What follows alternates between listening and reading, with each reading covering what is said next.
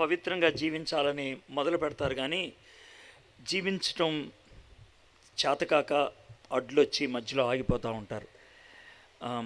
అలాంటి పరిస్థితుల్లో ఉన్నవాళ్ళు ఎవరైనా ఉన్నట్లయితే ఈరోజు వాళ్ళను మనసులో పెట్టుకొని మాట్లాడాలని ఆశపడుతున్నాను. అంటే చాలామంది ఏమంటారంటే, నాకు ఆశ ఉంది, నాకు కోరిక ఉంది, కానీ నేను కొన్ని కారణాలతో నేను పవిత్రంగా జీవించలేకపోతున్నాను.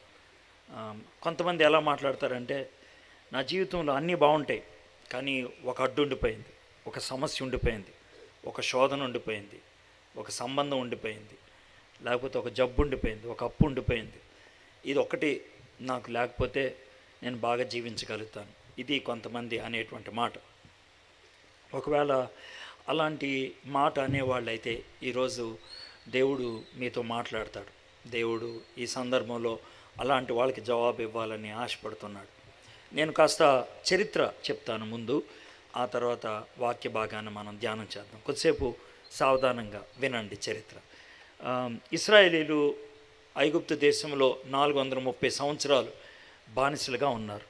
చివరికి వచ్చేప్పటికి వాళ్ళ జీవితం చాలా కఠినతరం అయిపోయింది. వాళ్ళ వేదన లేకపోతే వాళ్ళ హృదయ ఘోష దేవుని దగ్గరికి వెళ్ళినప్పుడు దేవుడు మోషే అనేటువంటి మహానుభావుని పంపించాడు. మోషే అహరోన్లు ఫరో దగ్గరికి వెళ్ళి వరుసగా 10 తెగుళ్ళు ఐగుప్తీల మీదకి వచ్చేటట్లు చేశారు. దేవుడు చేశాడు వాళ్ళ ద్వారా. 10వ తెగులు తర్వాత ఫరో ఇక కాదనుకొని 20 లక్షల మంది ఇశ్రాయేలీని వదిలేశాడు. తీసుకొని వెళ్ళిపో అని అన్నాడు. 2 నాయకులు మోషే అహరోన్లు 20 లక్షల మంది ఇశ్రాయేలీని తీసుకొని వాళ్ళు ఐగుప్తు దేశంలో ప్రయాణం అయ్యారు. కొన్ని రోజులు ప్రయాణం చేశారు. ఐగుప్తు దేశం దాటి వెళ్ళిపోలేదు, ఇంకా ఐగుప్తు దేశంలోనే ఉన్నారు. అలాంటి పరిస్థితుల్లో వాళ్ళు దేశం దాటి వెళ్ళాలంటే ఒక ప్రాంతంలో సముద్రం దాటాలి. దేవుడు వాళ్ళని ఆ మార్గం గుండా తీసుకెళ్ళాడు. వాళ్ళు వెళ్ళినటువంటి ఆ మైదానం పేరు పీహాహీరోత్. 2 కొండల మధ్యన ఒక సువిశేషమైన విశాలమైన ప్రదేశం. అక్కడ వాళ్ళు 20 లక్షల మంది కాస్త అలసట తీసుకుంటున్నారు. 20 లక్షల మంది ఇశ్రాయేలీలు ఉన్నారంటే 1 కోటి కంటే ఎక్కువే జంతువులు ఉండాలి. కాబట్టి ఒక పెద్ద ప్రాంతం అంతా కూడా వాళ్ళు సెటిల్ అయిపోయి కూర్చొని ఉన్నారు. ఇలాగ కూర్చొని ఉన్నప్పుడు బహుశా కొంతమంది గొణిగి ఉంటారు. ఈయనేంటి తప్పుడు దారిలో తీసుకొచ్చినట్లున్నాడు, సముద్రం ఉంది ఇక్కడ, ఎటు వెళ్ళాలి, మనోడికి దారి తెలుసా, ఇట్లాగా గొణుక్కుంటూ ఉండొచ్చు. ఇలాంటి పరిస్థితుల్లో పెద్ద దుమ్ము ధూళి లెగిసిపోతున్నట్లు కనబడింది. పెద్ద శబ్దం వస్తుంది. ఏంటా అని కొంతమంది లేచి చూశారు. చూస్తే విషయం అర్థమైపోయింది. ఏమనంటే ఫరో చాలా రథాలు వేసుకొని వచ్చేస్తున్నాడు. మనకి లెక్కల ప్రకారం 6,000 రథాలు వేసుకొని సైనికుల్ని తీసుకొని వస్తూ ఉన్నాడు. వాళ్ళకి అర్థమైపోయింది, ఫరో మమ్మల్ని వదిలిపెట్టలేదు, మళ్ళీ మా వెంట వచ్చేస్తున్నాడని. ఇప్పుడు వీళ్ళ పరిస్థితి ఏంటంటే, ముందు గొయ్యి వెనక నుయ్యి అన్నట్లు ఉందన్నమాట. ముందుకెళ్దామంటే ఎర్ర సముద్రం ఉంది, వెనక్కి వెళ్దామంటే ఫరో మీదకు వచ్చేస్తున్నాడు. ఇక వీళ్ళు తొందరపాటు ఎక్కువైపోయింది, భయం ఎక్కువైపోయింది, కోపం ఎక్కువైపోయింది. చావు బతుకుల మధ్యన కొట్టుమిట్టాడుతున్నటువంటి వాళ్ళు బహుశా మోషే మీద గట్టిగా అరిసిండి ఉంటారు. అయితే మోషేకి ఏం చేయాలో అర్థం కాలేదు. మోషే పక్కకి వెళ్ళి కొంతమంది నాయకులను తీసుకొని ప్రార్థన చేయటం మొదలుపెట్టాడు. ఇశ్రాయేలీలంతా కూడా ఇటు తిరిగి ఉన్నారు. ఇదే ఎర్ర సముద్రం ఉంది, ఇటు తిరిగి ఉన్నారు. ఎందుకనంటే అటునుంచి వస్తాడు ఫరో. కాబట్టి సముద్రంకి వాళ్ళకి భయం లేదు, వాళ్ళకి భయం వచ్చేది ఫరో గురించే. కాబట్టి ఫరో వైపు చూస్తున్నారు, ఎట్నుంచి వస్తాడో. ఈలోగా ఫరో కనబడటం మానేశాడు. దేవుడు ఒక మేఘాన్ని సృష్టించాడు, అక్కడ ఒక అగ్ని సృష్టించాడు, కనబడట్లేదు. కానీ భయం, అది ఎప్పుడైనా ఆరిపోతుందేమో, మేఘం వెళ్ళిపోతుందేమో, ఒక్కసారి దూసుకొచ్చేస్తాడేమో అని ఆ భయాందోళనతో చూస్తూ ఉన్నాడు. ఈలోగా మోషేని దేవుడు ఏమన్నాడంటే, నీ చేతిలో ఉన్న కర్రను ఎత్తి చూపించాడు. ఎర్ర సముద్రం పాయలైపోయింది. ఆ టైంలో మనకి ఈ కాలంలో ఉన్నప్పుడు స్మార్ట్ ఫోన్లు లేవు. ఒకవేళ ఉన్నట్లయితే గబగబా వీడియో రికార్డింగ్ చేసి ఎర్ర సముద్రం ఇలా పాయలవుతుంది అని అందరికీ వాట్సాప్ మెసేజ్లు పంపించేవాళ్ళేమో, కానీ అప్పట్లో లేవు.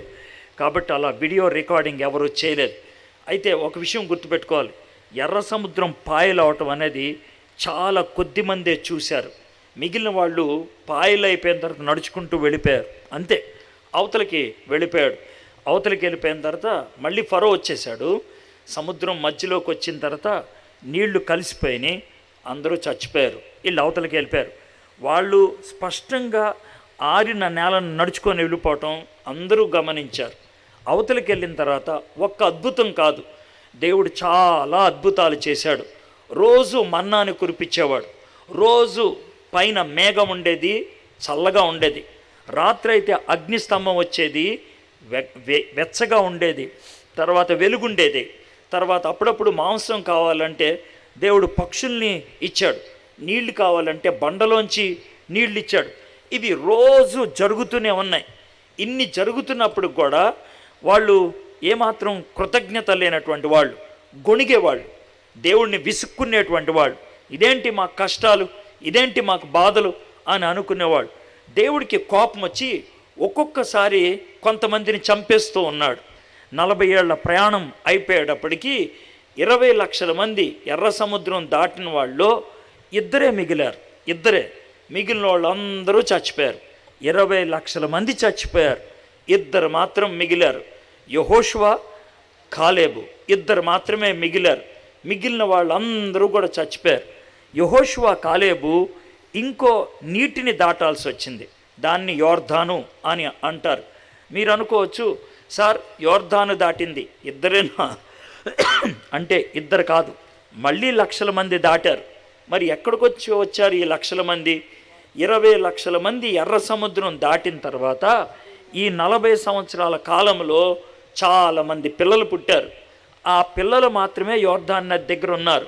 ఐగుప్తులో నుంచి వచ్చినటువంటి వాళ్ళు అందరూ చచ్చిపోయారు, ఇద్దరే బ్రతుకున్నారు. మోషే, అహరోనులు సహా అందరూ చచ్చిపోయారు. వాళ్ళెవ్వరూ కూడా వాగ్దానం చేసినటువంటి దేశంలోకి వాళ్ళు వెళ్ళలేదు. ఎందుకు వెళ్ళలేదు అనంటే వాళ్ళకున్నటువంటి అడ్డుని తొలగించుకోలేకపోయారు. వాళ్ళు దేవునితో సమాధాన పడలేకపోయారు. మీలో చాలామంది మీటింగులకు వస్తున్నారు, రెండో రోజే ఇంతమంది మీటింగ్కి రావటం, నిన్నటి దినాన్నే చాలామంది మీటింగ్కి రావటం చాలా సంతోషం. మీకు వాక్యం వినాలనేటువంటి ఆసక్తి ఉన్నది, అందుకనే ఇంతమంది మీటింగులకు వచ్చారు. కానీ ఒక్క విషయం గుర్తుపెట్టుకోండి, మీటింగులకు వచ్చిన అందరూ కూడా పరలోకంలోకి వెళ్ళరు. మీటింగులకు వచ్చిన అందరూ పరలోకంలోకి వెళ్ళరు. ఒకవేళ పరలోకంలోకి వెళ్ళటానికి ఏదైనా ఓ మీటింగ్కి వెళ్ళండి అని అంటే చంద్రబాబు నాయుడు కూడా వచ్చేసి ఉండేవాడు. అది పరిస్థితి. కాబట్టి పెద్ద విషయం కాదు, మీటింగ్కి రావటం అందరూ చేస్తారు. మీకు విషయం తెలుసా? ఈ మీటింగ్కి మీకంటే ముందు ఇంకొక ఆయన వచ్చి కూర్చున్నాడు, మీకు తెలుసో లేదు. ఆయన పేరే సాతాన్, ఆయన కూడా వచ్చాడు మీటింగ్. మీకు విషయం తెలుసో లేదు, నేను వాక్యం చెప్తుంది ఆయన కూడా వింటున్నాడు, మీరు వింటున్నారు, ఆయన వింటున్నారు. తేడా ఏమన్నా ఉందా? నాకు తెలీదు. మరి తేడా ఉంటేనే పరలోకంలోకి వెళ్తారు. తేడా లేకపోతే వాక్యం విని నరకంకి వెళ్ళిన సాతాన్తో పాటు మీరు కూడా నరకానికి వెళ్తారు. కాబట్టి అంత స్పష్టంగా ఈరోజు ఆలోచిద్దాం. యోర్దాను నది దాటి వచ్చాము ఇక్కడికి. చాలామంది ఉన్నారు బయట, కానీ కొద్దిమందే మీటింగ్కి వచ్చారు. అయితే యోర్దాను నది దాటేవాళ్ళం అవుతామా? ఎర్ర సముద్రం దాటిన వాళ్ళమే అవుతామా? యోర్దాను నది దాటింది ఇద్దరే. యోర్దాను దాటడం అంటే ఏంటి? అది ఈరోజు మనం తెలుసుకోవడానికి ప్రయత్నం చేద్దాం, దాన్ని గ్రహించడానికి ప్రయత్నం చేద్దాం. నిన్నటి దినాన్న వాక్యం బోధించాను, దానికి దీనికి చాలా దగ్గర సంబంధం ఉంది. నిన్న స్నానం చేయటం గురించి, కాళ్ళు కడుక్కోవటం గురించి మీకు చెప్పాను. ఈరోజు కూడా వర్తమానం అలాంటిదే, అలాంటి భావం కలిగిందే. అయితే ఈరోజు నిన్న ఒకే అంశాన్ని ఎందుకు చెప్తున్నానంటే, ఇక్కడ చాలామంది ఇస్కరియోతు యోధా లాంటి వాళ్ళు ఉన్నారు, ఇక్కడ చాలామంది పేతురు లాంటి వాళ్ళు ఉన్నారు. ఇస్కరియోతు యోధాకి రక్షణ లేదు, కానీ హడావిడి మాత్రం చాలా ఉన్నది. ఆయన హడావిడిగాడు. మీలో చాలామంది హడావిడిగాళ్ళు ఉన్నారు. కమిటీల్లో ఉండొచ్చు, క్వైర్లో ఉండొచ్చు, నాయకులు అయి ఉండొచ్చు, సేవకులు అయి ఉండొచ్చు. అయితే మీకు రక్షణ లేదేమో. ఊరికావా ఏం మాట్లాడుతున్నావు? నేను వాక్యం బోధించినట్లు ఎవడు బోధించాడు తెలుసా? మా సంఘం చాలా పెద్దది తెలుసా? నేను చాలా అద్భుతాలు చేశాను తెలుసా? నేను పాటలు పాడితే అద్భుతం తెలుసా? అంటే ఇస్కరియోతు యోధా ఇవన్నీ కూడా చేశాడు ఆయన, కానీ ఆయన నరకంకి వెళ్ళేవాడయ్యాడు. ఎందుకంటే ఆయనకి రక్షణ లేదు. ఎందుకు అంటే ఆయన మూర్ఖుడు. మీలో చాలామంది మూర్ఖులు ఉన్నారు. ఈ రాత్రి ఆ మూర్ఖత్వంలోంచి బయటకు రావాలనేది మన తపన. రెండో జాతి వాళ్ళు పేతురు లాంటి వాళ్ళు, నాకు స్నానం వద్దు, నా కాళ్ళు కడగొద్దు అని అన్నాడు ముందు. అంటే ఏంటంటే నా జీవితంలో శుద్ధి చేయాల్సుకోవాల్సింది ఏమీ లేదు, నాకు కొత్తగా చెప్పేది ఏముంది, నాకు అన్నీ తెలుసు, నువ్వు చెప్పేది మొదలు పెట్టకముందే నాకు అంతం తెలుసు అనేటువంటి ధోరణిలో కూర్చునే వాళ్ళు ఉంటారు. వాళ్ళు గర్విష్ఠులు పరలోకంలోకి వెళ్ళలేరు. పాస్టర్ గారు తగ్గింపు గురించి మాట్లాడుతున్నారు, కానీ నిజమైనటువంటి తగ్గింపు దేవుని వాక్యాన్ని వినేటప్పుడు అర్థమవుతుంది. దేవుని వాక్యాన్ని ఎటువంటి డిస్టర్బెన్సెస్ లేకుండా వినటానికి ఇష్టపడే వాళ్ళే తగ్గింపు కలిగిన వాళ్ళు అవుతారు. మీరు ఏ చిన్న దానికైనా తత్తరపడే వాళ్ళైతే కనుక మీకు వినయము అనేది కలగటం అసాధ్యం. కాబట్టి వినయము అనే దానికి వినటం అనేది చాలా ప్రాముఖ్యం. వినటం నేర్చుకోండి. దాన్ని ఈరోజు మనం నేర్చుకోవడానికి ప్రయత్నం చేద్దాం. మనము చూడబోయేటువంటి భాగం యెహోషువ గ్రంథంలో ఉన్నది. దానికి నేను మళ్ళీ పరిచయం ఇచ్చి అప్పుడు చెప్తాను. బహుశా 3 సంవత్సరాల క్రితం అనుకుంటా యెహోషువ గ్రంథం 5వ అధ్యాయం నుంచి ఇదే ప్రాంతంలో నేను వాక్యం చెప్పాను. అయితే అదే యెహోషువ గ్రంథం నుంచి ఈరోజు మాట్లాడబోతున్నాను. అప్పుడు నేను మాకు పరిచయం ఇచ్చాను, మళ్ళీ పరిచయం ఇస్తాను. మళ్ళీ ఇవ్వటంలో తప్పేమి లేదు. యెహోషువ చాలా పిరికోడు, యెహోషువ చాలా భయస్థుడు, యెహోషువ దాగి బ్రతికేటువంటి వాడు, యెహోషువ గురువు గారు చాటు బిడ్డ. అది యెహోషువ అసలు పేరు హోషియా అనేటువంటి వ్యక్తిని మోషే పిలుచుకున్నాడు, నువ్వు నాకు శిష్యుడిగా ఉండు అని. అప్పట్లో వాళ్ళకున్నటువంటి అలవాటు ఏంటనంటే, పుస్తకం కొనుక్కుంటే పేరు రాసుకొని ఇది నాది అని అంటాం కదా, స్టీల్ గిన్నె కొనుక్కుంటే దాని మీద పేరు రాయిపించుకొని ఇది నాది అని అంటాం కదా. ఎవరినైనా ఎంపిక చేసుకొని నువ్వు నా శిష్యుడివి అని అంటే కనుక అతనికి ఓ పేరు పెడతారు. హోషియాకి కొత్త పేరు పెట్టాడు, యెహో అనే పేరు దానికి జోడించాడు. యెహోషువ అంటే యెహోవాయే రక్షణ. యెహోషువ అనే మాట నుంచే యేసయ్య అనేటువంటి మాట వచ్చింది, యేసయ్య అనేటువంటి పేరు వచ్చింది యెహోషువ. సరే, ఈ యెహోషువ చాలా పిరుకోడు, భయస్థుడు. ఏం జరిగిందంటే వీళ్ళు యోర్దాను నదికి కొంచెం దూరం, ఒక 10 కిలోమీటర్ల దూరంలోకి వచ్చి ఆగారు. అక్కడ నెబో అనేటువంటి ఒక కొండ ఉంది. ఆ కొండ మీదకి దేవుడు మోషేని రమ్మన్నాడు. మోషే వెళ్ళాడు కొండ మీదకి వెళ్ళిన తర్వాత దేవుడు మోషేకి వాగ్దానం చేసినటువంటి దేశం ఉంటుందే, ఆ దేశాన్ని చూపించాడు. మొత్తం అంతటిని చూపించి, ఇదిగో యెరూషలేము, ఇది బెత్లెహేము, ఇలాగన్నీ పరిచయం చేస్తూ ఉండుంటాడు. అయితే మోషేకి ఒక చిన్న అనుమానం వచ్చి ఉంటుంది, దేవా ఇవన్నీ నాకు ఎందుకు చూపిస్తున్నావు, కొన్ని రోజుల్లో అక్కడికి వెళ్తాను కదా అని అంటే, అప్పుడు దేవుడు నిజం చెప్పాల్సి వచ్చింది. మోషే నువ్వు వెళ్ళవు అని అన్నాడు. అదేంటి ప్రభా, ఎందుకు వెళ్ళను అని అంటే, నువ్వు నాకు కోపం తెప్పించావు కాబట్టి నిన్ను అక్కడికి పంపించట్లేదు. మరి ఏం చేస్తావు నన్ను? నేను ఇప్పుడు చంపేస్తాను, నిన్ను ఇక్కడ శవం కూడా కనబడకుండా చేస్తాను. నేనేం చేస్తాను ప్రభా అని బహుశా తొందరపాట్లో అడుగుండుంటాడు. నువ్వు చేసింది నీకు గుర్తు రావట్లేదా? 4 రోజుల క్రితం నీళ్లు కావాలని నాకు ప్రార్థన చేసావు. నేనేమన్నాను? ఆ బండ దగ్గరికి వెళ్ళి బండ దగ్గర చేతులు కట్టుకొని నాకు నీళ్ళు ఇవ్వు అని అడగమన్నాను. నువ్వేం చేసావు? నీ చేతిలో కర్ర తీసుకెళ్ళి అందరూ చూస్తుంటే చాలా గర్వాన్ని ప్రదర్శిస్తూ ఆ బండని కర్రతో కొట్టావు. ఒకవేళ బండని కర్రతో కొట్టినప్పుడు నీళ్లు రాలేదనుకో, ఎయిరా నీళ్లు ఇవ్వకుండా మమ్మల్ని చంపేస్తావా అని ప్రజలంతా నీ మీద పడి నిన్ను చంపేసి ఉండేవాళ్ళు. నువ్వు ఆ విధంగా చావటం నాకు ఇష్టం లేదు. అందుకనే నీ మీద నాకు కోపం వచ్చినా నువ్వు ఆ బండను కొట్టినప్పుడు నిన్ను చంపకుండా ఆపేయాలని నీళ్ళు ఇచ్చేశాను. నీళ్ళు ఇచ్చింది ఎవరో? నేను. అంటే నువ్వు బండను కొట్టినప్పుడు ఎవరిని కొట్టినట్లు? నన్ను కొట్టినట్లు. నా నెత్తి మీద కొట్టావు నువ్వు, మరి నా కోపం రాదా? కాబట్టి నువ్వు చచ్చిపోతావు అని దేవుడు మోషేతో చెప్పాడు. ఇక్కడ చిన్న పాఠం మనం నేర్చుకుంటే బాగుంటుంది. ఏంటో తెలుసా? దేవుడి దగ్గర మొండి వైఖరి పనిచేయదు. దేవుడి దగ్గర జిద్ది అంటారు. చాలామంది మొండిగా అడుగుతూ ఉంటారు, దేవా నాకు ఇవ్వవా ఇది అని అడుగుతారు.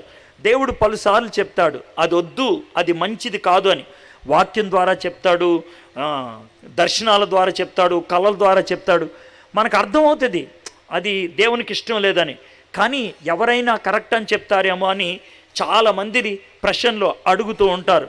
ప్రేమ వివాహాల గురించి ఈ ప్రాంతంలో ఉన్నవాళ్ళు ఏ యూత్ మీటింగ్లో అయినా అడుగుతూనే ఉంటారు. నాకు ఎప్పుడూ అర్థం కానిది ఏంటంటే, అన్నం తినొచ్చా, బడికి వెళ్ళొచ్చా, ఉద్యోగం చేయొచ్చా, స్నానం చేయొచ్చా అని అడగరు. కానీ ప్రేమ వివాహం చేసుకోవచ్చా అని అడుగుతారు. అడగటంలోనే అర్థమవుతుంది వాళ్ళకి తెలుసా తేడా అని, వాళ్ళకి తెలుసా తప్పని. దేవుడు పలుమార్లు చెప్పారు అది వద్దు అని, కానీ వింటారా?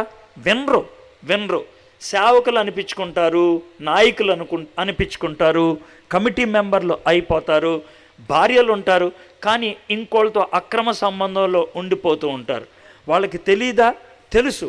వాక్యం ఒకవేళ ఎవరైనా అక్రమ సంబంధం గురించి మాట్లాడారనుకో, నీకెందుకయ్యా, వాక్యం చెప్పచ్చు కదా, బైబిల్లో ఉన్నది చెప్పచ్చు కదా అని వాదించే వాళ్ళు కొంతమంది ఉంటారు. అబ్రహాముకి లేరా? దావీదుకి లేరా? సొలొమోనుకి లేరా? ఇలాంటి పిచ్చ ప్రశ్నలు అంటూ ఉంటారు. వాళ్ళకున్నటువంటి కాలంలో మనకున్నటువంటి ప్రత్యక్షత లేదు, నెంబర్ 1. రెండోది, ఎవడైనా సరే అలాంటి తప్పుడు పని చేస్తే దేవుడు క్షమించలేదు. ప్రతి ఒక్కరిని వాళ్ళు చేసినటువంటి తప్పుకి తగిన శిక్షను ఇచ్చాడు. ఆ విషయం గుర్తుపెట్టుకోవాలి. కొత్త నిబంధనలోకి వచ్చేటప్పటికి దేవుడు ఆ విధమైనటువంటి వెసులుబాటు కూడా ఇవ్వలేదు. పరిశుద్ధాత్ముడు ఉన్నాడు, మనకి వాక్యం బోధించేటువంటి వాళ్ళు ఉన్నారు, చాలా స్పష్టంగా చెప్పేటువంటి వాళ్ళు ఉన్నారు. కాబట్టి ఈ రాత్రి నీకు అడ్డేదైనా ఉందా? వదిలిపెట్టుకోలేనిది ఏమైనా ఉందా?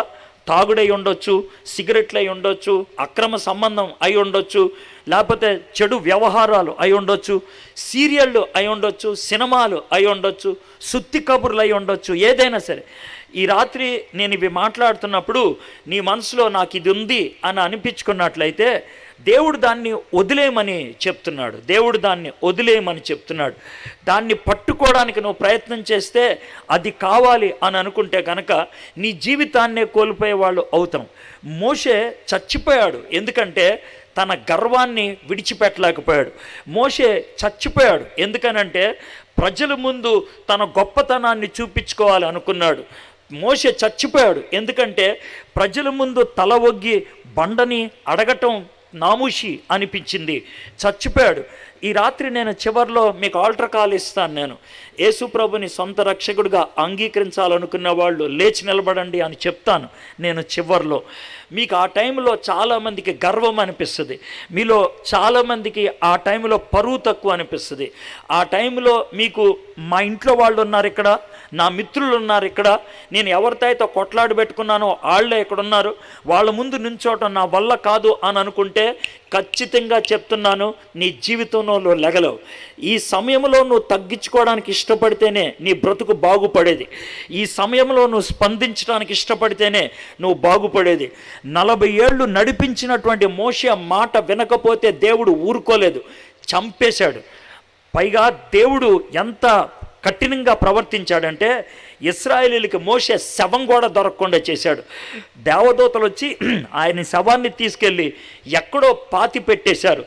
ఆ ఇశ్రాయేలీలు మా నాయకుడు మోషే శవం కూడా దొరకలేదు, ఆయన ఎక్కడైనా బతుకున్నాడేమో అని ఎతుకులాడుంటారు, ఏడ్చుండుంటారు కొన్ని దినాల దాకా.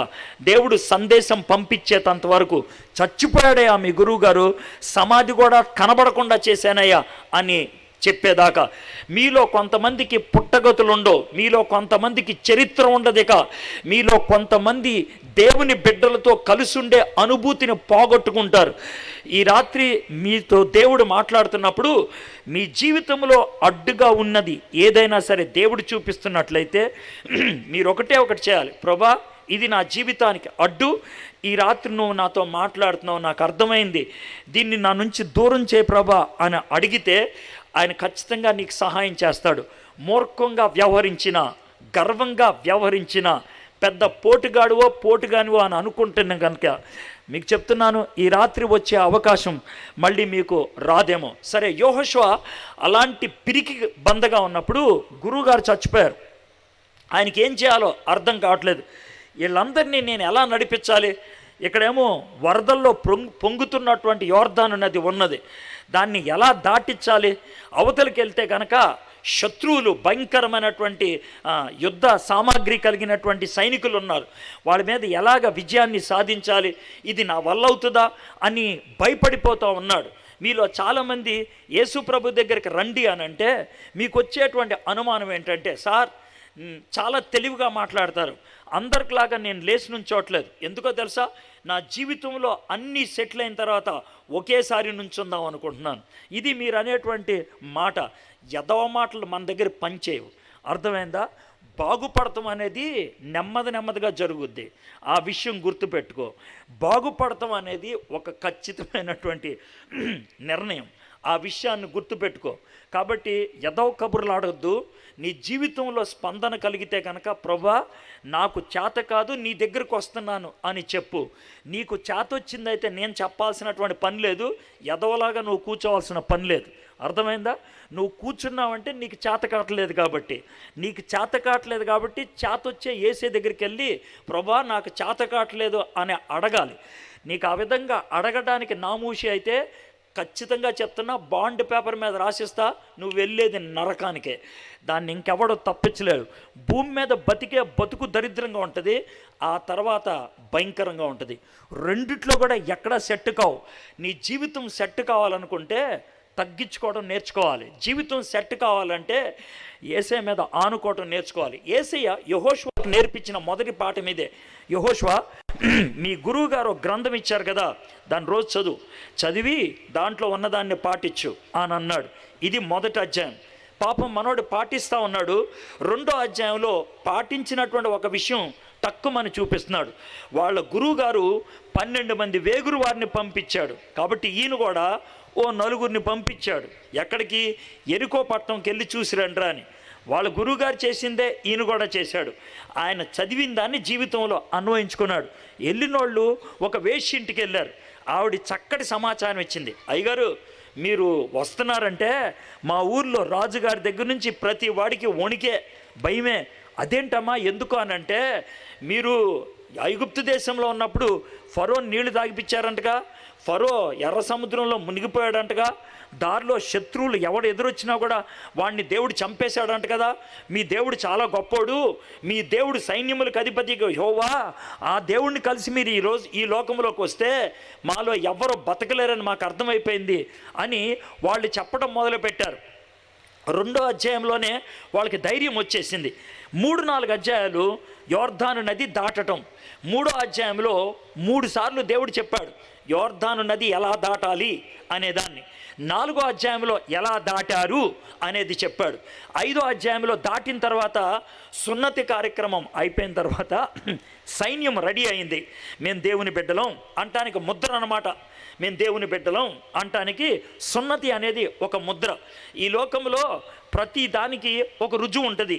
ఈ ఇల్లు మాది అంటానికి డాక్యుమెంట్ ఏదిరా అని అంటారు.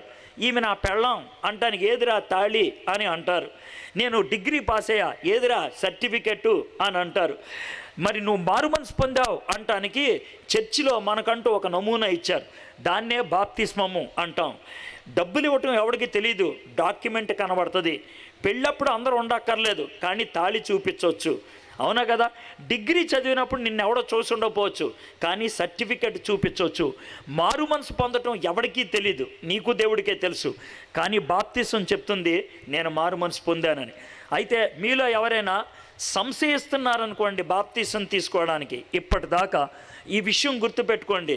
ప్రాముఖ్యమైనటువంటి విషయాలకి అంతర్గతమైనది ఒకటి, బాహ్యమైనది ఒకటి, 2 ఉంటేనే పరిపూర్ణం. ఒక అమ్మాయి నాకు నచ్చింది, ఐ లవ్ యూ చెప్తాను, ఆ అమ్మాయి కూడా నాకు ఐ లవ్ యూ చెప్తుంది. అయితే మీ ఇద్దరం మొగుడు పెళ్ళాలు అవ్వం. మొగుడు పెళ్ళాలు అవ్వాలంటే ఒక కార్యం జరగాలి. ఏంటది? పెళ్ళి అవ్వాలి.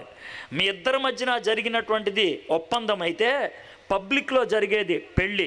పెళ్లి చేసుకోకుండా అమ్మాయిని లేపుకెళ్ళిపోతే భార్యాభర్తలు అందరూ లేచి వెళ్ళిపోయిన వాళ్ళు అంటారు. అర్థమైందా? దేవుడిని లేపుకెళ్ళిపోవద్దు, నువ్వు దేవుడు లేపుకొని నిన్ను వెళ్ళడం. కాబట్టి దేవుడిని పెళ్లి చేసుకో పబ్లిక్గా, దాన్నే బాప్తిసం అంటారు. పెళ్లి చేసుకోకుండా ఉండిపోదాం అని అనుకోవద్దు, అది ఉంచుకున్నారంటారు భార్యాభర్తలు అందరూ. కాబట్టి యేసు ప్రభుని లోన అంగీకరిస్తే దాన్ని బయట చూపించాలి. దేవుడు మనకిచ్చినటువంటి గొప్ప ఆజ్ఞ అది. ఒకవేళ మీలో ఎవరైనా ఈ ప్రశ్న ఇంత విన్న తర్వాత కూడా లేచి అడగడానికి ప్రయత్నం చేశారనుకో, బాప్తీసం తీసుకోపోతే పరలోకంకి వెళ్ళమా అని ఇప్పుడు కనుక ఆ ప్రశ్న అడిగితే కనుక, తమ్మి నువ్వు తీసుకున్నా కూడా వెళ్ళవంటాను నేను. అది విషయం.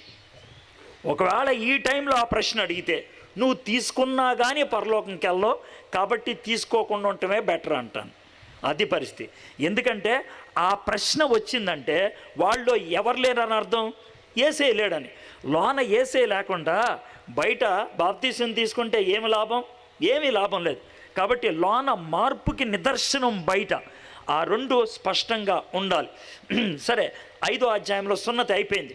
6వ అధ్యాయంలో ఎరుకో పట్టణం మీద వాళ్ళు దాడి చేయడానికి చుట్టూ పాటలు పాడుకుంటూ తిరిగారు 7 సార్లు. ఇక 8 నుంచి 12 దాకా 10 పట్టణాల మీద విజయాన్ని సాధించారు. మొదటి 12 అధ్యాయాల్లో యుద్ధాలు కనబడుతున్నాయి.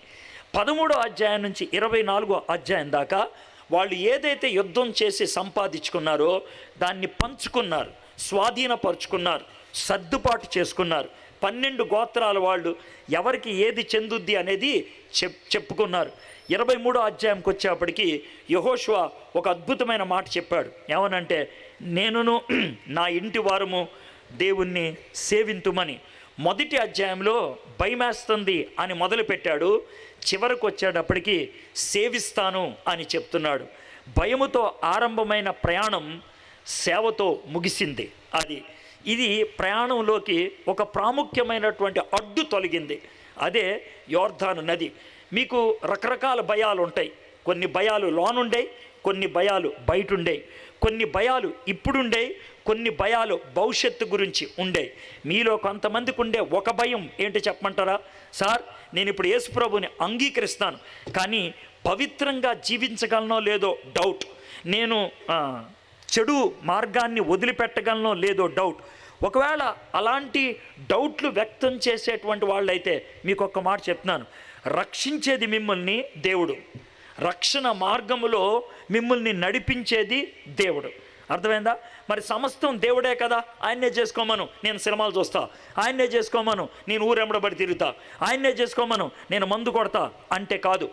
ఆయన చేస్తాడు. ఎప్పుడో తెలుసా? నువ్వు అనుమతిస్తే, అంగీకారం ఆయనకి చూపిస్తే అప్పుడు జరుగుద్ది. ఇదిగో హృదయం అనే ద్వారం దగ్గర నిలబడి ఉన్నాను, తలుపు తట్టుచు ఉన్నాను, ఎవరైనా తలుపు తీస్తే నేను లోనకు వస్తాను అనే వచనాన్ని చెప్పి, ఒకసారి బ్రిటన్ దేశంలో చాలామంది పెయింటర్స్ని పిలిచి మంచి పెయింటింగ్ వేయండి, ఈ యొక్క విషయాన్ని దృష్టిస్తూ మీరు పెయింట్ వేయండి అని అన్నారు. చాలామంది పెయింట్ వేశారు. అయిపోయిన తర్వాత బెస్ట్ పెయింట్ ఏదో రుజువు చేయాలి, తీర్పు తీర్చాలి. అయితే హాల్మన్ హంట్ అనేటువంటి ఆయన ఒక బొమ్మను గీశాడు. దానికి ఫస్ట్ ప్రైజ్ వచ్చింది. మీరు గమనించినట్లయితే చాలా చోట్ల ఒక దీపం పట్టుకొని, ఒక కర్ర పట్టుకొని, ఒక ఆయన గుమ్మం దగ్గర నిలబడి ఉంటాడు. ఆ బొమ్మను గీసింది హాల్మన్ హంట్. ఆ బొమ్మకి ఫస్ట్ ప్రైజ్ వచ్చిందనమాట. దాన్ని ముగ్గురు నిర్ధారించారు. ముగ్గురులో ఇద్దరు 10కి 10 మార్కులు ఇచ్చారు. ఒక ఆయన మాత్రం 7 మార్కులు ఇచ్చాడు. 27 మార్కులు వచ్చినాయి. కానీ అందరికంటే ఎక్కువ ఆయనకే, 30కే. కాబట్టి ఆయనకి ఫస్ట్ ప్రైజ్ ఇచ్చేశారు. ఆయన ఫస్ట్ ప్రైజ్ తీసుకొని వెళ్తూ ఉంటే 7 మార్కులోడు ఇచ్చినోడు ఉంటాడే, వాడు మిగిలిన ఇద్దరిని చూసి, ఆడికి బుర్ర లేదు, మీకు బుద్ధి లేదు అని అన్నాడు. అని అంటే, ఎలా ఇచ్చారయ్యా 10 మార్కులు? ఎలా ఇస్తారు? మీకు బుర్ర లేదా, మీకు బుద్ధి లేదా అని అన్నాడు. చక్కగుంది కదా పెయింటింగ్ అంటే. ఒక్క ప్రశ్న అడుగుతాను మిమ్మల్ని, మీరు ఎంత బుద్ధిహీనంగా ప్రవర్తించారు చూడండి. ఎక్కడైనా తలుపుకి గొళ్ళు ఉంటుందా, ఉండదా? ఎక్కడైనా తలుపుకి, ఆ తలుపుకి గొళ్ళు ఉందేమో చూడండి. గొళ్ళు లేని తలుపుని వేస్తే ఎలాగ 10 వేసారయ్యా? నేను 3 తగ్గించా. ఎందుకో తెలుసా? ఆడు గొళ్ళెం పెట్టలేదు, ఆడు మర్చిపోయాడు, ఆడు బుర్రలేనాడు అని ఈయన అంటా ఉంటే, వీళ్ళిద్దరూ ఒక్కసారి 4 కొరుక్కొని హాల్మన్ పార్టీని పిలిచి, బాబు మేము పార్కులు అయితే ఇచ్చాం కానీ ఇదేంటి గొళ్ళెం పెట్టలేదేంటి అని అన్నాడు. అప్పుడు ఆయన ఏం తొందరపడకుండా ఆ ప్రైజ్ పక్కకు పెట్టి అన్నాడు, అయ్యగారు మీరు ఇచ్చిన వచనానికి అనుగుణంగా నేను గీశాను సార్, తలుపు గీయలేదు నేను, హృదయం అనే ద్వారం దాన్ని గీశాను నేను, తలుపు గీయలేదు, హృదయం అనే ద్వారం. హృదయం అనే ద్వారం దగ్గర నిలబడి నేను తలుపు తట్టుచున్నా, ఎవడైనా తలుపు తీస్తే నేను లోనకు వస్తా అని యేసయ్య ఎందుకన్నాడు తెలుసా? దానికి గొళ్ళెం బయటలేదు, లోన్ ఉంది. అందుకే ఆయన తడుతున్నాడు. ఆయన తీసుకొని వచ్చేదైతే తీసుకొని వచ్చేసి ఉండేవాడు, ఆయన తీసుకొని రావట్లేదు. ఎందుకో తెలుసా? దాన్ని తీయాల్సింది నువ్వు, అందుకే ఆయన తీయలేదు. మీ హృదయం అనే తలుపుకి గొళ్ళెం మీ దగ్గర ఉంది. యేసయ్య రా అని మీరు తలుపు తీస్తే ఆయన లోనకు వస్తాడు. ఆయన అది మీరు చేయాల్సిందే. అంతేగాని నువ్వు చేసుకో ప్రభా, నా దారి నేను వెళ్తా అని అంటే కుదరదు. అలాంటి పొగరు మాటలు పనిచేయవు. ఈ రాత్రి స్పష్టంగా మీరు తగ్గించుకొని రండి ప్రభా నా జీవితంలోకి అని అంటే ఆయన జీవితాన్ని సెటిల్ చేయడానికి ఇష్టపడేటువంటి వాడు. అయితే ఈ 24 అధ్యాయాల్లో అతి కీలకమైంది 3వ అధ్యాయం. ఈ రాత్రి మనం 3వ అధ్యాయంలో కొన్ని వచనాలు మనం ధ్యానం చేస్తాం. మీ దగ్గర బైబిల్స్ ఉంటే యెహోషువ గ్రంథం 3వ అధ్యాయం, యెహోషువ గ్రంథం 3వ అధ్యాయం 17 వచనాలు ఉన్నటువంటి ఈ అధ్యాయంలో ఒక 7 వచనాలు మనం ధ్యానం చేస్తాం ఈ రాత్రి. 7 వచనాలు. అయితే ఈ 17 వచనాల గురించి మీకు చిన్న పరిచయం ఇస్తాను. ఈ 17 వచనాలు కనుక ఒకసారి మీరు చదివారనుకోండి, ఒక మాట పదే పదే కనబడుతుంది. ఏంటి ఆ మాట అంటే మందసం. మందసం అనే మాట పదే పదే కనబడుతుంది. గోల్డెన్ ఆర్క్ అని అంటారు. అది పదే పదే కనబడుతుంది. మందసం 10 సార్లు కనబడుతుంది. 17 వచనాలు ఉన్నటువంటి ఈ చిన్న భాగంలో 10 సార్లు మందసం అనేది కనబడుతుంది. ఎందుకని మందసం గురించి అంత ఎక్కువగా ప్రస్తావించారంటే వాళ్ళ అడ్డు తొలగటానికి అతి ప్రాముఖ్యమైనది మందసం. వాళ్ళని వాగ్దాన దేశంలో అడుగు పెట్టించింది మందసం. వాళ్ళ జీవితంలో ఒక గొప్ప మార్పు కలగటానికి కారణం మందసం. ఆ మందసం గనక మన జీవితానికి ఉంటే మన అడ్డులన్నీ తొలగిపోతాయి. సార్ మందసం ఏంటో చెప్పండి సార్, మనం చేపించేసుకుందాం అని మీరు అడగొచ్చు. ఈ మధ్యకాలంలో చాలామంది బైబిల్లో ఉన్నాయి చేయించుకుంటున్నారు. కొంతమంది సిలువు చేయించుకుంటున్నారు, కొంతమంది నూనె సీసాలు తెప్పించుకుంటున్నారు, కొంతమంది మట్టి తెప్పించుకుంటున్నారు. బైబిల్లో ఉన్నాయి కదా అని ఇక్కడ పెట్టుకుంటున్నారు. గుర్తుపెట్టుకోండి, బైబిల్లో చెప్పిన వేటికి కూడా శక్తి ఉండదు. శక్తిని దేవుడిస్తే వస్తుంది అంతే.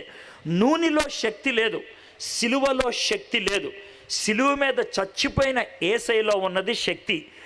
మనము నూనెను పోసి ఏ దేవుడికైతే ప్రార్థన చేస్తున్నామో ఆ దేవుళ్ళలో ఉన్నది శక్తి. కాబట్టి నూనె వాడినా, సిలువ వాడినా, కర్చీఫ్ వాడినా, ఇంకా ఏది వాడినా గుర్తుపెట్టుకోండి, శక్తి దేవుడి దగ్గర నుంచి రావాల్సిందే. అవి కేవలం నమూనా మాత్రమే, నమూనా మాత్రమే. తాళి కడతాం, అది దేనికి నమూనా? పెళ్ళికి నమూనా.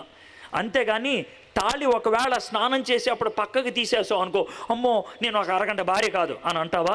అనో. అదొక నమూనా మాత్రమే. ఆ విషయం గుర్తుపెట్టుకోవాలి. అది ఒక సాదృశ్యం మాత్రమే. ఈ రాత్రి నేను మీకు మందసం గురించి చెప్పబోతున్నానే, అది కూడా మీకు సాదృశ్యమే. మందసం గురించి చెప్పంగానే నేను మందసం తయారు చేయించేసుకుంటా అని అనొద్దు. ఇంతకీ జరిగింది ఏంటంటే, దేవుడు యెహోషువతో ఏమని చెప్పాడంటే, యెహోషువ మీరు పని చేయాలి. ఏంటనంటే 12 మందిని యాజకుల్ని నువ్వు సిద్ధపరచు. 12 మంది ఎందుకనంటే 12 గోత్రాలకి 12 మంది సాదృశ్యం. ఓకే, ఈ 12 మంది ఏం చేయాలంటే మందసాన్ని ఎత్తుపట్టుకోవాలి. మందసం అంటే ఏంటో మీకు చెప్తాను. ఎత్తుపట్టుకోవాలి. మిగిలిన ఇశ్రాయేలీలంతా 1 కిలోమీటర్ వెనక్కి వెళ్ళిపోవాలి. 2000 మూరలు అంటే అది 1 కిలోమీటర్ దూరం వెనక్కి వెళ్ళిపోవాలి.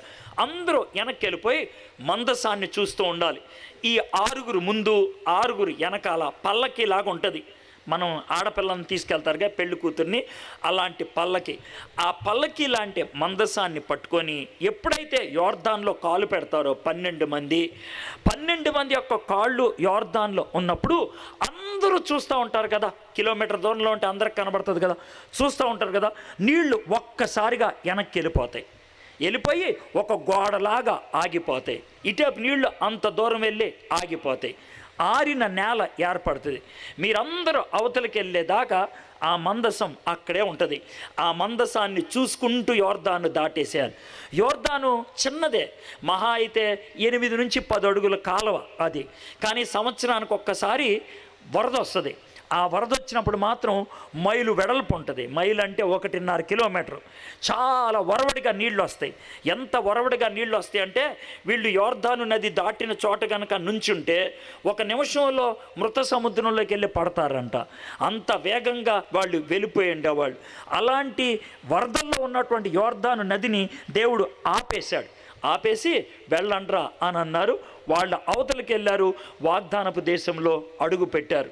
అయితే ఎర్ర సముద్రం దాటడానికి, యోర్దాను దాటడానికి తేడా ఉంది.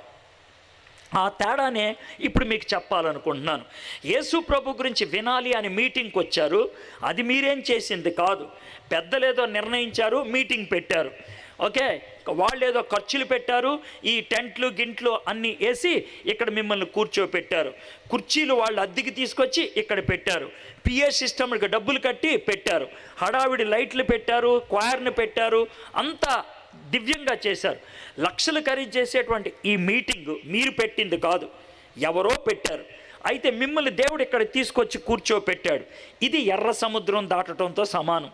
దానికి మీరేం చేయలేదు, మీరు ఇక్కడికి వచ్చి కూర్చున్నారు అంతే. కాకపోతే గుర్తుపెట్టుకోండి, మీ పక్కన ఎవరున్నారో మీకు అనవసరం. ఈ మీటింగ్లో మీరు ఒక్కళ్ళే ఉన్నారనుకోండి, అయినప్పటికి కూడా మీటింగ్ జరుగుద్ది. మీరు ఒక్కళ్ళే ఉన్నప్పుడు కూడా దేవుడు ఈ వాక్యాన్ని మీకు వినిపిస్తాడు. ఎందుకో తెలుసా? ఈ వాక్యం మీకోసం, ఈ వాక్యం మీకోసం. ఈ వాక్యం ఇంత ఖర్చు పెట్టాడు దేవుడు మీకోసం, ఇంత హడావిడి చేపించాడు దేవుడు నీకోసం. మీ అని కూడా చెప్పదలుచుకోవట్లేదు, మర్యాద కోసం అనుకోరేమో అని స్పష్టంగా చెప్తున్నా. నీకోసం, నీ ఒక్కదాని కోసం, నీ ఒక్కడి కోసం ఈ మీటింగ్ పెట్టారు. ఇంత మీటింగ్ పెట్టిన తర్వాత ఆయన చేసినటువంటి కార్యానికి కృతజ్ఞత లేకపోతే, నీ హృదయాన్ని ఆయన కోసం తెరవకపోతే, యోర్దాను నది చేరకముందే చచ్చిపోతావు. బస్, మీటింగ్లో వాక్యాన్ని విన్నావు, దేవుని అద్భుతమైనటువంటి స్పర్శను పొందావు, కానీ జీవితంలో మార్పు లేదు. మీరు మీటింగులకు వచ్చి వాక్యాలు వింటారు, పాటలు వింటారు, అద్భుతాల గురించి తెలుసుకుంటారు, మర్మాలు తెలుసుకుంటారు, కానీ జీవితం మారదు. అలాంటి పరిస్థితి రాకూడదు. యోర్దాను నది దాటడం అని అంటే మనము దేవునితో కలిసి చేయాల్సినటువంటి పని. ఎర్ర సముద్రం దాటడం దేవుడు మన కోసం చేసింది, మీటింగ్ దేవుడు నీ కోసం పెట్టాడు. అయితే దేవుని మాటలు విని ఆయనకి విధేయత చూపిస్తే అది యోర్దాను దాటడం. ఆయన మాటలు విని నీ జీవితాన్ని సరిచేసుకోవడానికి, ఆయన చేతిని పట్టుకోవడానికి ఇష్టపడితే అది యోర్దాను దాటడం. ఈ రాత్రి ఆ విధంగా దేవుని చెయ్యి పట్టుకోవాల్సింది ఉంది.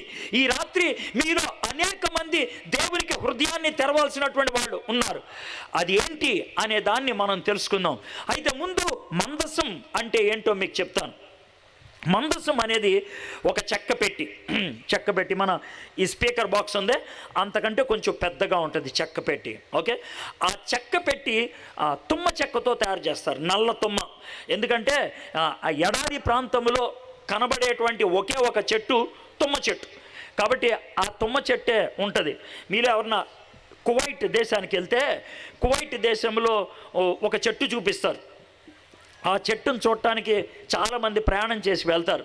ఆ చెట్టుకి 500 సంవత్సరాలని, అంతకంటే ముందు ఉందని చెప్తూ ఉంటారు. మీరు గమనించినట్లయితే ఆ చెట్టు తుమ్మ చెట్టు, అర్థమైందో? తుమ్మ చెట్టుకి నీళ్లు పెద్ద అవసరం లేదు.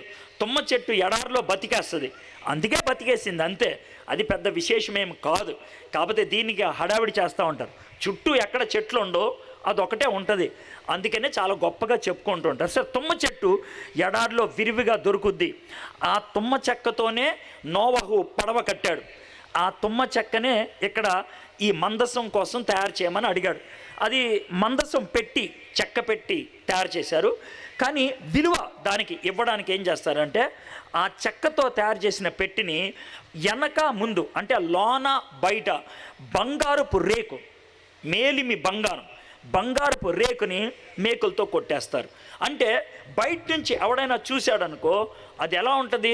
బంగారపు చెక్కలాగా, బంగారపు పెట్టిలాగా ఉంటుంది. ఇప్పుడు చూడండి, ఇది చెక్క స్టేజ్, అర్థమైందా? ఒకవేళ కనుక దీన్ని బట్ట తీసేసామనుకో, దీని అసలు రంగు బయటపడుతుంది, అవునా కాదా? దీని బట్ట తీసేస్తే దీని అసలు హడావిడి ఏంటో బయటపడుతుంది. అయితే దానికి ఉన్న హడావిడి కనబడకుండా ఉండటానికి పైన ఒక పచ్చ దుప్పటి కప్పేశారు. ఓకే, కప్పేస్తే చాలా అందంగా కనబడుతుంది. అది అంటే తప్పేమంటలేదు, మీకు ఒక ఉదాహరణ చెప్తూ ఉన్నాను. అదేవిధంగా ఆ చెక్క పెట్టికి బయట లోన బంగారము కొట్టేశారు, బంగారపు పెట్టిలాగా ఉంటుంది. అటు ఇటు దూలాలు పెడతారు, ఆ దూలాలు దాంట్లో అమరుస్తారు. ఆ దూలాలు కూడా బంగారంతో చుట్టేస్తారు, ఎందుకంటే దాన్ని మొయ్యటానికి. దాంట్లో 3 వస్తువులు ఉంటాయి. ఏంటి ఆ 3 వస్తువులు అంటే, ఒకటి మోషే గారు ఇచ్చిన 10 ఆజ్ఞలు. రెండోది అహరోను గారు తాతగారు కర్ర ఉంటుందే ఆ కర్ర. మూడోది ఒక చిన్న గిన్నెలో అంత మన్నా, అది ఆ 3 ఉంటాయి అన్నమాట. అది మందసం. దాని మీద 2 బంగారపు దేవదూతల బొమ్మలు ఉంటాయి.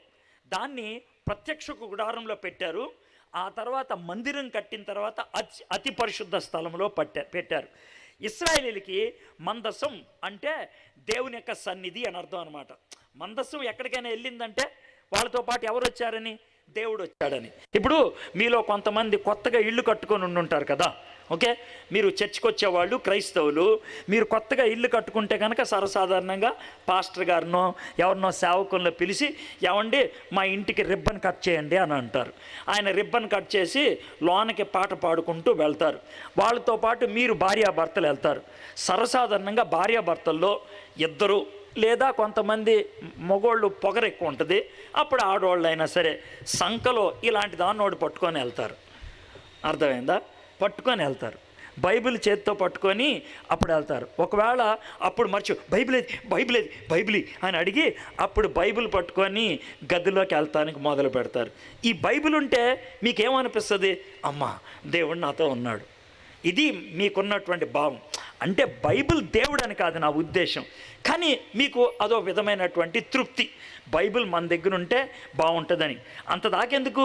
మీలో ఎవరికైనా అర్ధరాత్రి 3 గంటలకు భయం వేసింది, ఎవ్వరు లేరు, గదిలో ఒక్కళ్ళే ఉన్నారు, జీవితంలో ఎప్పుడు బైబిల్ తీపోయినా ఆ రోజు బైబిల్ దుమ్ము దులిపేసేసి మీద పెట్టుకొని ప్రభువా నీకు స్తోత్రం ప్రభువా అని అంటారు. అది పరిస్థితి. ఎందుకనంటే ఆ బైబిల్ ఉంటే దేవుడు నాతో ఉన్నాడు అనేటువంటి భావన. అదేవిధంగా వాళ్ళకి మందసం దేవుని యొక్క సన్నిధి. దేవుని సన్నిధి వాళ్ళకు తోడుగా ఉంటే వాళ్ళు దేన్నైనా దాటేయగలుగుతారు. ఫిలిస్తీన్ల మీద యుద్ధానికి వెళ్ళేటప్పుడు మందసాన్ని తీసుకెళ్లారు, గుర్తుంది కదా? అలాగనమాట. అయితే దేవుడు ఏం చెప్పాడంటే ఆ మందసాన్ని పట్టుకొని 12 మంది నీళ్ళల్లో అడుగు పెట్టినప్పుడు అందరూ దాన్ని చూస్తూ దాన్ని వెంబడి వెళ్ళాలి. అది దాటేసిన తర్వాత అది వెనకాల వస్తుంది. కాబట్టి మందసాన్ని ముందు పంపించాలి, మందసాన్ని నువ్వు అనుకరించాలి, మందసాన్ని నువ్వు చూడాలి, అప్పుడు నువ్వు దాటేయగలుగుతావు. ఇప్పుడు మందసం అంటే ఏంటి సార్? మరి నా జీవితంలో అడ్డులు పోవాలంటే నా జీవితానికి మందసం ఏంటి అని అంటే, ఇశ్రాయేలీలకి మందసం దేవుని యొక్క సన్నిధి అయితే మరి మనకి నూతన నిబంధనలో ఉన్నటువంటి మనకి దేవుని సన్నిధి ఎలా వస్తుంది? కొంతమంది ఇలాంటి స్టేజ్ దేవుని సన్నిధి అనుకుంటారు. అందుకనే బూట్లు చెప్పులు ఇప్పేశారు. నేను కూడా ఇప్పేసా, ఎందుకు వచ్చింది గొడవ అనేసి, తలనొప్పి. మళ్ళీ దాంతో ఎవడో ఒకడు వీడికి పొగరు ఎక్కువండి షూస్ వేసుకెళ్తాడేమో అనేసి. అర్థమైందా? ఏ అనంటే ఇదొక ఫీలింగు, ఇక్కడ దేవుడు ఉన్నాడని. ఇక్కడ కూడా ఇస్కరియోతు యోధా కూర్చొని ఉంటాడు ఎవడో, ఎవరో ఒకళ్ళు ఉండుండొచ్చు. అంటే నా ఉద్దేశంలో ఈడని కాదు, ఎవరో ఒకళ్ళు అయి ఉండొచ్చు కదా. కాబట్టి దాందేముంది, అలాంటి వాళ్ళు కూడా ఉండొచ్చు. ఏమో మీలో ఎవడో ఒకళ్ళు దాంట్లో సాతానుడు కూర్చున్నాడేమో, ఎవడో తెలుసు, ఉండొచ్చు. అర్థమైందా? కాబట్టి సన్నిధి, కాబట్టి చెప్పులు ఇప్పేయాలి అని అంటే అన్ని ఫీలింగ్, ఆ ఫీలింగ్తో వెళ్ళాలి. అది వాళ్ళు చెప్పింది. అయితే దేవుడు అసలు మనతో ఉండాలి అంటే చెప్పులు ఇప్పేస్తూ ఉంటాడా, లేకపోతే చర్చిలోకి వెళ్తే ఉంటాడా, బైబిల్ పట్టుకుంటే ఉంటాడా, ఎలా ఉంటాడు? ఈ నూతన బంధంలో దేవుడు మనతో ఉండేది ఎప్పుడు, ఎక్కడ, ఎలాగా, ఎవరితో? ఇది మనకు ఉండేటువంటి ప్రశ్న. పాత నిబంధనలో మందసం దేవుని సన్నిధి అయితే కొత్త నిబంధనలో యేసయ్య దేవుని సన్నిధం. అదేంటండి అని అంటే, యేసుప్రభు వారు పుట్టకముందు యోసేపుతో గాబ్రియల్ దూత ఏమన్నాడు? నీకు మరియమ్మకు బాబు పుడతాడు, అతనికి యేసు అని పేరు పెడతారు అనేసి వదిలేలా, అతన్ని ఇమ్మానియేల్ అని పిలుస్తారన్నాడు. ఇమ్మానియేల్ అంటే ఏంటి? దేవుడు మనకి తోడుగా ఉంటాడు. అవునా కదా? దేవుడు ఎవరికి తోడుగా ఉంటాడు? ఇక్కడ చిన్న కనెక్షన్ ఉంది. ఎవరైతే ఆయన్ని యేసు అని హృదయంలోకి అంగీకరిస్తారో ఇక జీవితాంతం వాళ్ళకి ఇమ్మానియేల్ అయిపోతాడు ఆయన. సో యేసయ్య మనకి ఇమ్మానియేల్ అవ్వాలంటే ముందు ఆయన మనకి యేసయ్య అవ్వాలి. యేసయ్య అంటే ఏంటి? ఆయన తన ప్రజలను వారి పాపం నుండి రక్షిస్తాడు, నడిపిస్తాడు బయటికి. నువ్వు రక్షణ పొందావా? యేసుప్రభుని సొంత రక్షకుడిగా అంగీకరించావా? యేసయ్యను సొంత రక్షకుడిగా అంగీకరిస్తే అప్పుడు నువ్వు నిజమైన క్రిస్టియన్. క్రీస్తు నీలోకి వచ్చాడు, క్రిస్టియన్, క్రీస్తు నీలోకి వచ్చాడు. అదనమాట.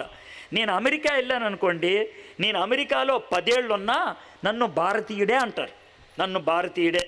నేను అమెరికన్ అవ్వాలంటే నేనేం చేయాలి తెలుసా? అమెరికన్ యొక్క రాజ్యాంగం చదవాలి, అమెరికన్ యొక్క వాళ్ళ చరిత్ర చదవాలి. వాళ్ళు కొన్ని ప్రశ్నలు అడుగుతారు, ఆ ప్రశ్నలకి జవాబు చెప్పాలి. వాళ్ళు ఏమంటారు తెలుసా? వీడికి అమెరికన్ చరిత్ర తెలుసు, వీడికి అమెరికన్ యొక్క రాజ్యాంగం తెలుసు, వీడికి అమెరికన్ భాష వచ్చు, వీడికి అమెరికాలో ఇల్లు ఉంది, కాబట్టి వీడికి అమెరికా పౌరసత్వం ఇద్దాం అని అంటారు. అప్పుడు అమెరికన్ అంటారు. నేను క్రిస్టియన్ ఎప్పుడవుతాను? చర్చికి వచ్చినంత మాత్రాన క్రిస్టియన్ అవ్వవు, 4 పాటలు పాడినంత మాత్రాన క్రిస్టియన్ అవ్వవు. క్రీస్తు నీలోకి వస్తేనే నువ్వు క్రిస్టియన్ అవుతావు. నువ్వు అమెరికన్వా కాదా అని అమెరికా వాళ్ళు నిర్ధారిస్తారు. నువ్వు క్రిస్టియన్వా కాదా అని ఎవరు నిర్ధారించాలి? యేసే నిర్ధారించాలి. లోకం నిన్ను నిర్ధారిస్తే కాదు, యేసే నిర్ధారించాలి. అది యేసే లోనకు వస్తేనే. యేసే నీలో ఉంటే ఆయన నీ పాలిట ఇమ్మానుయేల్. ఆ ఇమ్మానుయేల్ అనే ఆయన్నే ఈ మందసంతో పోలుస్తున్నారు. ఎలాగంటే మందసములో 5 వస్తువులు ఉన్నాయి, యేసేలో కూడా ఈ 5 గుణాలు నాకు కనబడుతున్నాయి. ఏంటి సార్ 5 వస్తువులు మందసంలో అంటే? మందసం తయారు చేసింది చెక్కతోనూ బంగారంతో. మందసం తయారు చేసింది చెక్కతోనూ బంగారంతో. బంగారం విలువైంది, చెక్క చౌకబారిది. చెక్క గట్టిగా ఉంటుంది, బంగారం సున్నితంగా ఉంటుంది. 2 వేరు వేరు గుణాలు కలిగిన వాటితో ఈ యొక్క పెట్టి తయారు చేశారు. యేసయ్య ఈ లోకంలోకి వచ్చినప్పుడు 2 ప్రత్యేకమైన గుణాలతో వచ్చారు. ఏంటి సార్ 2 ప్రత్యేకమైన గుణాలు అంటే? ఆ 2 గుణాలు ఉండటం బట్టే ఆయన యేసయ్య అయ్యాడు. ఆ 2 గుణాలు ఉండటం బట్టే ఆయన మనకు రక్షకుడు అయ్యాడు. ఆయన దేవుడు, అదొక గుణం. రెండోది ఆయన మనిషి. సార్ 2 ఆయనలోనే ఉన్నాయా? ఉన్నాయి. ఆయనలో ఆ 2 లేకపోతే మనం యేసయ్య దగ్గరికి వెళ్ళుండే వాళ్ళం కాదు. యేసయ్య దేవుడు అనుకోండి, మనం యేసయ్య దగ్గరికి వెళ్తామా? వెళ్ళాం. దేవుడి దగ్గరికి రావడానికి ఎవరికైనా భయమే.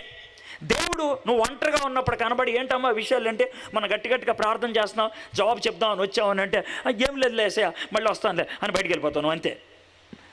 దేవుడు నువ్వు ఒంటరిగా ఉన్నప్పుడు కనబడితే మనలో ఎవరు కూడా ఎదుర్కోలేరు. భయం, మనలో ఉన్న పాపం, ఆయనలో ఉన్న పవిత్రతను చూడలేవు. ఇది మనకున్న సమస్య. అందుకని యేసయ్య ఈ లోకంలోకి దేవుడిగా రాలా, మనిషిగా వచ్చాడు. ఆయన బయటికి మనిషి. అందుకనే ఆయన దేవుడితో సమానముగా ఉండుట భాగ్యమని ఎంచుకోలేదు. తన్ను తాను రిక్తినిగా చేసుకొని ఆయన మహిమను అక్కడ విడిచిపెట్టి, అంటే దైవ స్వరూపం ఏదైతే బయట ఉంటుందో దాన్ని తీసేశాడు. ఏం పెట్టుకున్నాడు? దాసుని స్వరూపం ధరించాడు. దాసుడిలాగా వచ్చాడు ఆయన, దాసుడిలాగా వచ్చాడు. కానీ గుండె లోతుల్లో ఆయన ఏంటి? దేవుడే. బయటికి ఎలా కనబడుతున్నాడు? దాసుడిలాగా. దైవత్వం మానవత్వం 2 ఆయనలో ఉన్నాయి. ఇంకా పచ్చిగా చెప్పాలంటే దైవత్వం దాసత్వం 2 ఆయనలో కనబడుతున్నాయి. బయటికి కనబడేది దాసుడు, లోన ఉండేది దేవుడు. ఆయన బయటికి దాసుడు కాబట్టి ఆయన చంపాలనుకున్నారు. ఆయన బయటికి దాసుడు కాబట్టి పిచ్చి పిచ్చి ప్రశ్నలు వేశారు. ఆయన బయటికి దాసుడు కాబట్టి అనుమానించారు. ఆయన బయటికి దాసుడు కాబట్టి ఆయన్ని ఏడిపించారు. ఇది బయట, ఆయన లోన దేవుడు. 2 ఆయనలో ఉన్నాయి. పుట్టినప్పుడు పశువుల పాకలో పుట్టాడు, అది దాస్యత్వం. ఆయన పుట్టినప్పుడు ఆకాశంలో దివ్యమైన తార వచ్చింది, ఆయన దైవత్వం. ఆయన చచ్చిపోయినప్పుడు నా దేవా అని అరిచాడు, ఆయన దాసుడు. కానీ ఆయన చచ్చిపోయేటప్పుడు చుట్టూ చీకటి కమ్మింది, ఆయన దేవుడు. ఆ 2 గుణాలు ఆయనలో ఉన్నాయి. మూడోది మోషే గారి ధర్మశాస్త్రం. మోషే గారి ధర్మశాస్త్రం ఎందుకు ఇచ్చారు? మోషే గారి ధర్మశాస్త్రం థర్మామీటర్ లాంటిది. థర్మామీటర్ ఎందుకు ఉపయోగిస్తారండి? జ్వరం ఉందో లేదో తెలుసుకోవడానికి, అంతే కదా. థర్మామీటర్ ఉపయోగించేవాడికి ఉన్న లక్షణం ఒకటే, నాకు జ్వరం లేకుండా ఉంటే బాగుండు. నోట్లో థర్మామీటర్ పెట్టుకున్నప్పుడు నాకు జ్వరం లేదు అని బయటకు వస్తే బాగుండు అని అనుకుంటారు. మోషే ధర్మశాస్త్రం మనకు జ్వరం ఉందని చూపించిందా లేదని చూపించిందా? చెప్పండి నాకు. జ్వరం ఉందనే చూపించింది.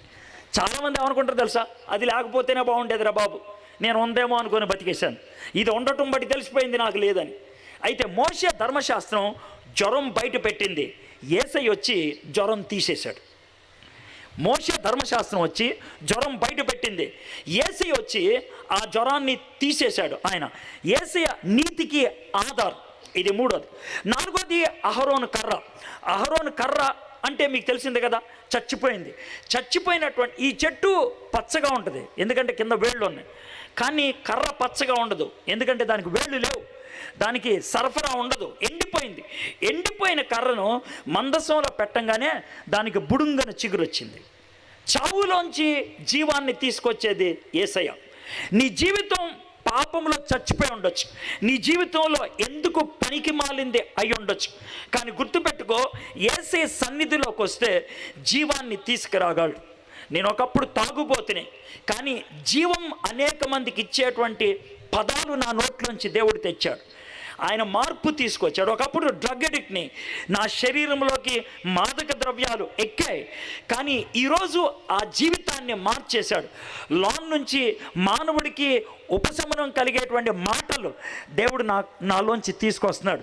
నీ జీవితం దరిద్రమైంది అయి ఉండొచ్చు, ఈరోజు చచ్చిపోయిన స్థితిలో ఉండొచ్చు, పాపములో మునిగిపోయినటువంటి జీవితం అయి ఉండొచ్చు, కానీ యేసయ్య దగ్గరకు వస్తే దాన్ని మారుస్తాడు. చివరిది, ఐదోది, మన అనుదిన అవసరతలు తీర్చేవాడు యేసయ్య. ఈ 5 కూడా యేసయ్యే. అంటే ఒక మాటలో చెప్పాలంటే, వాళ్ళు మందసాన్ని ముందు పెట్టుకొని వెళ్ళారు, మనం ఎవరిని ముందు పెట్టుకొని వెళ్ళాలి? యేసయ్యని. యేసయ్య మన ముందుంటే సరిపోతుంది. కాబట్టి మందసం గురించి మీరు ఆలోచించేటప్పుడు మీ మనసులోకి యేసయ్యని తెచ్చుకోండి, సరిపోద్ది. ఆ భావంతో 3వ అధ్యాయం యెహోషువ గ్రంథం 3వ అధ్యాయం యెహోషువ గ్రంథం 3వ అధ్యాయం మొదటి నుంచి నేను చదువుతున్నాను. యెహోషువ వేకున లేచినప్పుడు అతడును ఇశ్రాయేలీయులందరూ షితిము నుండి బయలుదేరి యోర్దానుకు వచ్చి దాన్ని దాటక మునుపు అక్కడ నిలిచి ఉండిరి. ఆయన చెప్తున్నటువంటి మాట ఇది. పొద్దున్నే లేచాడు యెహోషువతో దేవుడు తెల్లవారుజామునే మాట్లాడాడు ఏం చేయాలి అని. మన జీవితానికి వచ్చేటువంటి అడ్డు, మన జీవితంలో ఆ రోజు ఏం చేయాలో దేవుడు మనకి ఉదయాన్నే చెప్పడానికి ఇష్టపడతాడు. దేవునితో ఎవరైతే ఉదయాన్నే గడుపుతారో దేవుడు తన చిత్తాన్ని వాళ్ళకి బయలుపరుస్తాడు. ఆ రోజు ఏం చేయాలో దేవుడు తన ఉద్దేశాలు వాళ్ళకి బయలుపరుస్తాడు, ఏం చేయాలో. దేవుడు అలాంటి వాడు. ఉదయాన్నే ఆయనతో గడపడం నేర్చుకోవాలి. మీలో ఎంతమంది ఉదయాన్నే దేవునితో గడుపుతారు? మీలో ఎంతమంది ఉదయాన్నే లేచి బైబిల్ తెరిచి వాక్యాన్ని చదువుతారు? ఒకవేళ చదవకపోతే దేవుడు ఎలా అనుకుంటాడో మీకు చెప్తాను. ఒకవేళ మీరు ఒక ముఠాలో ఉన్నారనుకోండి, మీరే ముఠా మేస్త్రి అనుకోండి, మీ కింద 10 మంది ముఠా వాళ్ళు ఉన్నారు. ఒక ఇల్లు కట్టడానికని కాంట్రాక్ట్ తీసుకున్నారు. రోజు ఆ 10 మంది పనులు తీసుకొని పనికి వెళ్తావు. పనికి వెళ్ళంగానే పొద్దున్నే పనికి వెళ్ళక ముందు మీ ముఠాలో 10 మంది ఏం చేయాలి? నీ దగ్గరకు వచ్చి ఒకసారి చెప్పాలి, ఏం చేయమంటారు ఈరోజు అని అడగాలి. ఒకవేళ అడగకుండా పని చేస్తే మీకేమొస్తుంది? కోపం వస్తుంది. వీళ్ళు ఎందుకు నన్ను అడగట్లేదు? నన్ను అడిగితే నేను చెప్తాను కదా ఏం చేయాలో, నన్ను అడిగితే చెప్తాను కదా ఎక్కడికి వెళ్ళాలో. వాళ్ళు ముఠా మేస్త్రి అనుకునేది అది. యేసయ్య మన ముఠా మేస్త్రి. రోజు పొద్దున్నే ఆయన దగ్గరికి వెళ్ళి ఆదేశాలు తీసుకోవాలి, రోజు పొద్దున్నే ఆయనతో మాట్లాడాలి. దేవుడు మనకి నేర్పిస్తాడు. మీలో చాలామంది ప్రేమించుకునే వాళ్ళు ఉంటారు. మీరు ఒకవేళ లవ్ రిలేషన్లో ఉన్నారు అనుకుందాం, లవ్లో ఉన్నారు అనుకుందాం, మీకు బాయ్ ఫ్రెండ్ లేకపోతే మీకు గర్ల్ ఫ్రెండ్ ఉన్నది అనుకుందాం. అయితే ఆ టైంలో వాట్సాప్లో చాలా చాట్ చేసుకుంటారు సర్వసాధారణంగా. పొద్దున్నే లెగవంగానే ఎవడైనా ప్రేమలో ఉంటే చూసేది వాట్సాప్లో సర్వసాధారణంగా ఎవరినైతే ప్రేమిస్తారో వాళ్ళని పిన్ చేస్తారు. అంటే ఫస్ట్ పేరు వాళ్ళదే ఉంటుంది. వాళ్ళు మెసేజ్ పెట్టినా లేకపోయినా ఫస్ట్ పేరు వాళ్ళదే ఉంటుంది. వాళ్ళ ఫస్ట్ పేరు ఉంటుంది కాబట్టి చూస్తావు వాళ్ళు ఆన్లైన్లో ఉన్నారు కాబట్టి ఇప్పుడు నువ్వు ఎదురు చూస్తావు ఏమని? అవతల నుంచి నీకు ఒక మెసేజ్ వస్తుందని. ప్రేమించుకునే వాళ్ళు ఫస్ట్ మెసేజ్ ఏం పెట్టుకుంటారు? గుడ్ మార్నింగ్ బంగారం అని పెట్టుకుంటారు. ఈ మెసేజ్ కోసం చూస్తారు. ఆన్లైన్లో అవతల వ్యక్తి ఉన్నది లేకపోతే ఉన్నాడు, 10-15 నిమిషాలు అయిపోయింది, ఒక్క మెసేజ్ కూడా రావట్లేదు. నీకేమొస్తుంది? పిచ్చ కోపం వస్తుంది, అనుమానం వస్తుంది. ఈవిడి ఎవరితో మాట్లాడుతున్నది, లేకపోతే ఈడు ఎవరితో మాట్లాడుతున్నారు, ఎందుకని నాతో మాట్లాడట్లేదు, నా మీద కోపమా, నన్ను ప్రేమించట్లేదా, నాకంటే ఎవరైనా ఎక్కువయ్యారా? ఎన్ని ప్రశ్నలు వస్తాయో ఆలోచించండి. అయితే ప్రేమించుకునేటువంటి వాళ్ళ యొక్క ప్రేమ పవిత్రమైందో కాదో 190% తెలియదు. అనుభవించిన తర్వాత వదిలే బ్యాచ్లు చాలామంది ఉంటారు. సుఖం కోసం ప్రేమించేటువంటి వాళ్ళు చాలామంది ఉంటారు. అలాంటి ప్రేమలోనే తొలి వర్తమానం నీ ప్రియుడి దగ్గర నుంచి, ప్రియురాల దగ్గర నుంచి రావాలి అనుకుంటే, నిన్ను ప్రేమించి నీ కోసం చచ్చిపోయినటువంటి ఆ ప్రియుడు నువ్వు పొద్దున్నే లేచినప్పుడు గుడ్ మార్నింగ్ బంగారం అని ఆయనతో మాట అనాలని ఆశపడ్డా? అది చెప్పడానికి నీకు నామూషి అయితే, అలాగే తర్వాత చెప్తాను అంటే, నువ్వు ఆయన్ని ప్రేమిస్తున్నావు అంటే ఎవడు నమ్ముతాడు? నువ్వు ఆయన్ని ప్రేమించకుండా, ఆయన్ని పట్టించుకోకుండా, ఆయనకి ఇవ్వాల్సిన స్థానం ఇవ్వకుండా నీ జీవితంలో సరి అవ్వాలి అంటే ఎక్కడవుతుంది? అవ్వదు. నేను వచ్చిన ఇంగ్లాండ్ దేశం వెళ్ళాను. ఇంగ్లాండ్ దేశం వెళ్తే నేను ఎవరింట్లో ఉన్నాను, ఆయన అన్నాడు, అన్నా మీకు ఎప్పటి నుంచో ఒకటి చూపించాలనుకున్నాను, మీరు 10 గంటలకల్లా రెడీ అయితే చూపిస్తాను అన్నాడు. ఏంటంటే ఇక్కడ బ్యాంక్ ఉందన్నా, అది చూడాలి అన్నాడు. నేను అనుకున్నాను చాలా పెద్ద బ్యాంక్ అనుకుంటా, 10 గంటలకు తెలుస్తాడేమో, అందుకు తీసుకెళ్తున్నాడు అనుకున్నాను. వెళ్ళాడు, కారు ఆగింది, బయటకు వచ్చి పెద్ద పెద్ద బిల్డింగ్లు చూస్తున్నాం. ఏమీ లేవు అక్కడ, పెద్ద బిల్డింగ్లు అన్ని మామూలుగా చిన్న చిన్న బిల్డింగ్లు ఉన్నాయి. ఒక చిన్న కొట్టు లాగా ఉంది, ఏటీఎం లాగా. అక్కడ పైన బార్క్లే బ్యాంక్ అని ఉంది. ఈ బ్యాంక్ ఏమన్నా చూపిద్దామనంటే చూశాను. దీన్ని చూపిస్తానికి ఏంటి అక్కడ తెచ్చాడు అని అనుకున్నాం. లోనకి వెళ్ళాను. లోనకి వెళ్తే ఈ ఎడం పక్కన ఒక అద్దాల పెట్టి ఉంది. ఆ పెట్టిలో ఇలాగ తెరిచినటువంటి ఒక పుస్తకం ఉంది, పెద్ద పుస్తకం, ఎంతకంటే పెద్దది. చూడండి అని అన్నాడు. చూశాను, ఇంగ్లీష్ అక్షరాలు అర్థం కావట్లేదు. ఏంటమ్మా ఏ అని అన్నా అంటే, ఇది బైబిల్ అన్నా అన్నాడు. బైబిల్ బ్యాంకులో ఎందుకు పెట్టారు, అద్దాల పెట్టిలో ఎందుకు పెట్టారంటే, ఈ బైబిల్ కోట్లు ఖరీదు చేస్తుంది అన్నాడు. ఎందుకని కోట్లు ఖరీదు చేస్తుంది? బంగారంతో ఏమన్నా చేశారా? లేదు, మామూలు పేపరే. ఎందుకు అంత విలువైంది? చాలా పురాతనమైందా? 230 సంవత్సరాలు. మరి ఎందుకు అంత విలువైంది? ఈ బైబిల్ మేరీ జోన్స్ అనే ఒక అమ్మాయిది, అందుకే అంత విలువైంది. అవునా? ఏంటి ఆమె యొక్క గొప్పతనం ఏంటి? ఎందుకని ఈ బైబిల్కి అంత విలువ వచ్చింది అని అంటే, మేరీ జోన్స్ అనే అమ్మాయి 7 ఏళ్ళు ఉన్నప్పుడు ఈ ఊర్లో ఉండేది. ఆమె ప్రతిరోజు సండే స్కూల్కి వెళ్ళేది, ప్రతి ఆదివారం. సండే స్కూల్లో ఆమెకు ఒక పాఠం నేర్పించేవాడు. 11వ ఏట దాకా ప్రతి వారం ఒక పాఠం నేర్చుకుంది. 11వ ఏడు వచ్చేటప్పటికి ఆమెకి బైబిల్ చదవటం, రాయటం వచ్చేసింది. కాబట్టి ఆమె వెళ్ళి, టీచర్ గారు నాకు బైబిల్ చదవటం వచ్చండి, కాబట్టి నాకు బైబిల్ ఇచ్చారా, మీరు వారానికి ఒకటే పాఠం నేర్పిస్తున్నారు, నేను మొత్తం అన్ని కూర్చొని చదివేసుకుంటాను, నాకు చదవాలంటే చాలా ఇష్టం అని అంటే, టీచర్ అంది, బైబిల్ నీకు ఇవ్వడానికి లేదు, చాలా ఖరీదవుతుంది. ఎంత ఖరీదవుతుంది అంటే చెప్పింది. అవునా అని తలదించేసుకొని వెళ్ళిపోయింది. కానీ బైబిల్ కొనుక్కోవాలి, డబ్బులు కావాలి.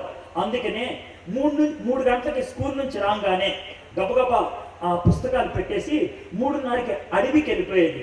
2 గంటల సేపు వెలుగున్నంతసేపు 5:30 దాకా పుల్లలు కొట్టేది. చిన్న పాప ఆ కట్టెలు మోసుకొని వచ్చి ఇంట్లో కుప్ప పెట్టేది. శని ఆదివారం స్కూల్ ఉండేది కాదు. ఆ రోజుల్లో ఆ పుల్లలు అమ్మేది. వచ్చిన ప్రతి పైసా ఒక చిన్న బరిలో వేసింది. అలాగా 5 సంవత్సరాలు చేసింది. 16వ ఏట ఆమెకి డబ్బులు సరిపడే వచ్చినాయి అనిపించింది. ఆ బరిని తీసుకొని, టీచర్ గారు ఇదిగోండి డబ్బులు, నాకు బైబిల్ ఇవ్వండి అని అంటే, పిచ్చి పిల్ల, బైబిల్ నా దగ్గర లేదే, బైబిల్ చార్ల్స్ థామస్ అనే ఆయన దగ్గర ఉంటుంది. ఆయన ఎక్కడ ఉంటాడు? ఇక్కడికి 42 కిలోమీటర్లు బాలా అనే ఊర్లో ఉంటాడు అని అంటే, అవునా అని ఇంటికి వెళ్ళి, మమ్మీ బైబిల్ మా టీచర్ దగ్గర లేదంట, బాల అనే ఊర్లో ఉన్నదంట. అవునా, 42 కిలోమీటర్లు అమ్మ బాల. ఒక పంచే, పొద్దున్నే 5 గంటలకి నువ్వు నడవటం మొదలు పెట్టావనుకో, సాయంత్రం చీకటి పడక ముందే వెళ్ళిపోవచ్చు. ఇలాగా అడవికి అడ్డంగా నడుచుకుంటే వెళ్ళిపోవాలి. అంటే 16 సంవత్సరాల పాప, కాళ్ళకి చెప్పులు కూడా లేవు, ముళ్ళ కంపల మధ్య నుంచి అడవిలో నడుచుకుంటూ పొద్దున్న 5 గంటలకు మొదలైతే సాయంత్రం 6 గంటలకు చేరింది. 13 గంటలు నడిచింది ఆమె. అక్కడికి వెళ్ళిన తర్వాత, సార్ ఇక్కడ చార్ల్స్ థామస్ గారు ఎక్కడ అంటే, ఇగో ఆయనలే అని అన్నారు. వెళ్ళి తలుపు కొట్టింది. ఆయన బయటకు వచ్చాడు, పెద్ద ఆయన. ఏం కావాలమ్మా అంటే, బరిని చూపించి, ఇగోండి డబ్బులు, మీ దగ్గర బైబిల్ ఉంటాయి అంట కదా, ఒక్క బైబిల్ కావాలి నాకు అని అంటే, ఆయన ఎక్కువసేపు కూడా చూడలేదు, తలుపు వేసేస్తూ అన్నాడు, అమ్మ క్షమించు, బైబిల్ అయిపోయినాయి, అమ్మేశాను అన్ని అని తలుపేసి లోనికి వెళ్ళిపోయాడు. ఆ బరిని పక్కకు పెట్టి బయట ఒక బండ ఉంటే దాని మీద కూర్చొని తలపైకి ఎత్తి, దేవా నేనేమన్నా ఆస్తి అడిగానా, అంతస్తు అడిగానా, అందం అడిగానా, ఏమడిగాను నేను? నీ వాక్యం కావాలని అడిగాను. నీ వాక్యం కూడా నాకు ఇవ్వవా? నేను ఉత్తిని అడిగానా? 10 ఏళ్ళు ఎదురు చూసా, 5 ఏళ్ళు కష్టపడ్డా, కనీసం చెప్పులు కూడా కనుక్కోలేదు, 42 కిలోమీటర్లు అడ్డంగా నడుచుకొని వచ్చాను, కనీసం నాకు నీ వాక్యం ఇవ్వవా? అని ఆమె అరుస్తుందంట. కిటికీలోంచి చార్ల్స్ థామస్ చూశాడు, తలుపు తీసి ఇదిగో మా బైబిల్ అని ఇచ్చాడు.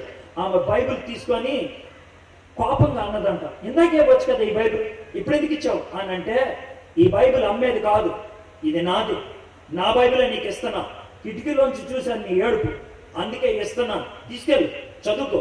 మరి మీ పరిస్థితి ఏంటి? నేను ఎవరినో ఒకరిని అడుక్కొని చదువుకుంటానులే, కొన్ని రోజుల తర్వాత నేను కొనుక్కుంటాను అని అంటే, ఆ బైబిల్ తీసుకొని తర్వాత రోజు పొద్దున్న బయలుదేరి సాయంత్రానికి ఇంటికి వెళ్ళింది. ఆ రోజు నుంచి చచ్చిపోయేదాకా ప్రతిరోజు పొద్దున్నే 3 అధ్యాయాలు చదివేదంట. శని ఆదివారాలు 5 నుంచి 7 అధ్యాయాలు చదివేదంట. ఆమె చచ్చిపోయే లోపల 216 సార్లు చదివిందంట ఆ బైబిల్. అందుకనే ఆ బైబిల్ని అలాగే పెట్టించారు. ఇదొకటే కారణం కాదు, ఇంకో కారణం ఉంది. చార్ల్స్ థామస్ 3 వారాల దాకా సొంత బైబిల్ లేదు. 2 వారాల తర్వాత టెన్షన్ పడిపోయాడు. తన మిత్రులందరినీ పిలిచి అన్నాడు, బైబిల్ చదవాలని ఆతృతున్నప్పుడు చదవడానికి బైబిల్ లేకపోతే ఎంత కష్టంగా ఉంటుందో నాకు అర్థమవుతుంది. మిమ్మల్ని బ్రతిమలాడి బైబిల్ తెచ్చుకొని చదువుతుంటే నాకెంతో బాధగా ఉంది. అయితే ఇప్పుడు ఏం చెప్తా ఉన్నారు? ఏమి లేదు, నాలాగా బాధపడేవాడు చాలా మంది ఉండుంటారు. మేరీ జోన్స్ లాగా బైబిల్ చదవాలని ఆశ కలిగిన వాళ్ళు చాలా మంది ఉండుంటారు. కానీ బైబిల్ అందరికీ అందుబాటులో లేదు. మనం చేద్దాం అందరికీ అందుబాటులో అంటే సరే అని అందరూ డబ్బులు వేసుకొని ఒక సంస్థను ఆరంభించారు. ఆ సంస్థ వేల్స్ లో మొదలైంది. వేల్స్ అనేది ఒక దేశం. ఆ వేల్స్ లో మొదలైనటువంటి సంస్థ 172 దేశాలకి ఈరోజు వ్యాప్తి చెందింది. 200 సంవత్సరాల చరిత్ర కలిగినటువంటి ఈ సంస్థ ఒకే ఒక పని చేస్తుంది. ఏంటనంటే బైబిల్ ముద్రించి మనుషులకి ఇస్తుంది. ఆ బైబిల్ ముద్రించి మనుషులకి ఇచ్చేటువంటి ఆ సంస్థ పేరు బైబిల్ సొసైటీ ఆఫ్ వేల్స్. మొదట అది ఇండియా వచ్చినప్పుడు బైబిల్ సొసైటీ ఆఫ్ ఇండియా అయింది. మీలో ఎంతమంది తెలుగు బైబిల్ తెచ్చారో తెలియదు. తెలుగు బైబిల్ తెచ్చిన వాళ్ళు ఒకసారి మూసేయండి, బైబిల్ మూసేయండి. బైబిల్ మూసేసి ముద్రించిన మొదటి పేజీ తెరవండి. ముద్రించిన మొదటి పేజీ. ఆ పేజీలో కింద ఒక గ్లోబ్ లాంటిది ఉంది, దాని మీద ఒక పావురం లాంటిది ఉంటుంది. ఉందా? దాని కింద ఈ పదాలు ఉంటాయి, బైబిల్ సొసైటీ ఆఫ్ ఇండియా ఉన్నదా? ఈ బైబిల్ని ముద్రించి మీకు ఇచ్చింది వాళ్ళు ఎంతో ప్రేమతో దాతృత్వంతో దీన్ని ఇచ్చారు. వాళ్ళు ఇచ్చింది ఏంటి సార్, నేను బైబిల్ కొనుక్కున్నాను అని అంటే, మీలో తక్కువ మంది 200 కొన్నారు, మరి కొంతమంది 150 కొన్నారు, కొంతమంది 100 కొన్నారు, కొంతమంది 70 కొన్నారు, కొంతమంది 40 కొన్నారు. మీలో ఎక్కువ శాతం మంది ఫ్రీగా ఫెనాయిల్ లాగా ఎవడో ఇస్తే తీసుకున్నారు. ఇది పరిస్థితి. కానీ ఈ బైబిల్ ముద్రించడానికి 1000 రూపాయలు అవుతుంది. ఆ డబ్బులు ఎవరు వేసుకున్నారు? బైబిల్ సొసైటీ ఆఫ్ ఇండియా వాళ్ళు. ఎందుకు వేసుకున్నారు తెలుసా? బైబిల్ చదవడానికి తెగ పాటుపడిపోతున్నామని, తెగ ఆశపడిపోతున్నామని వాళ్ళు ముద్రించి ఎవరి దగ్గర నుంచో డబ్బులు తెచ్చి దాన్ని నీ చేతికిచ్చి చదువుకోరా అని నీ చేతిలో పెడితే దీన్ని చదవటం మానేశావు, దీన్ని తెరవటం మానేశావు. దేవుడు ఒకవేళ ఈరోజు నిలబడి ఈ మైకులు కనుక ఏసైకి ఇస్తే ఏమంటాడు తెలుసా? వీళ్ళతో మాట్లాడతాం వేస్ట్ అయ్యా అంటాడు. ఎందుకు వేసేయాలంటే, వీళ్ళకి నా మాటలు ఎప్పుడో ఇచ్చాను, నేను వాళ్ళ చేతుల్లో పెట్టాను, చదువుకోండి రాను, ఎన్నో మీటింగులు పెట్టాను, సేవకులను పంపించాను, పాస్టర్ని పంపించాను, చదువు నేర్పించాను. ఎంత చేసినా వాళ్ళకి కొవ్వు ఎక్కువయ్యా, పొగరెక్కువయ్యా, వాళ్ళకి తీపిడా ఎక్కువ, వెన్రాళ్ళు వేస్ట్ వాళ్ళు. దేవుడు ఇంకేం చేస్తాడు? నీకు బైబిల్ కావాలని ముద్రించాను, చదువుకోవడానికి నీకు తెలివితేటలు ఇచ్చాను, అర్థం కాదేమో అని సేవకులు పంపించాను, ఖర్చు పెట్టలేమని మీటింగులు పెట్టాను. ఎంత చేసి వాక్యాన్ని నీకు వినిపిస్తే దాన్ని వినటానికే నీకు తీపిడా అయితే ఎవడేం చేయగలడు? వాక్యం దేవుడి యొక్క సన్నిధి. దేవుడు మన ముందుంటే, వాక్యం మన ముందుంటే దేవుడు ఆ వాక్యం ద్వారా మనల్ని నడిపిస్తాడు. నీ వాక్యమే నా పాదములకు బాగొచ్చు ఫిలింగ్ ద బ్లాంక్స్. మీ జీవితం బ్లాంక్. దాన్ని ఎవరు నింపుతాడో తెలియదు. ఖాళీలు పూరించుకోవచ్చు, మీ జీవితం మాత్రం ఖాళీ. బయట ఖాళీ నింపుతారు, జీవితంలో మాత్రం శూన్యం. బయట క్వైర్లో ఉంటారు, బయట క్విజ్ లో ఉంటారు, బయట బైబిల్ చదవమంటే స్పీకర్ తెరవకుండా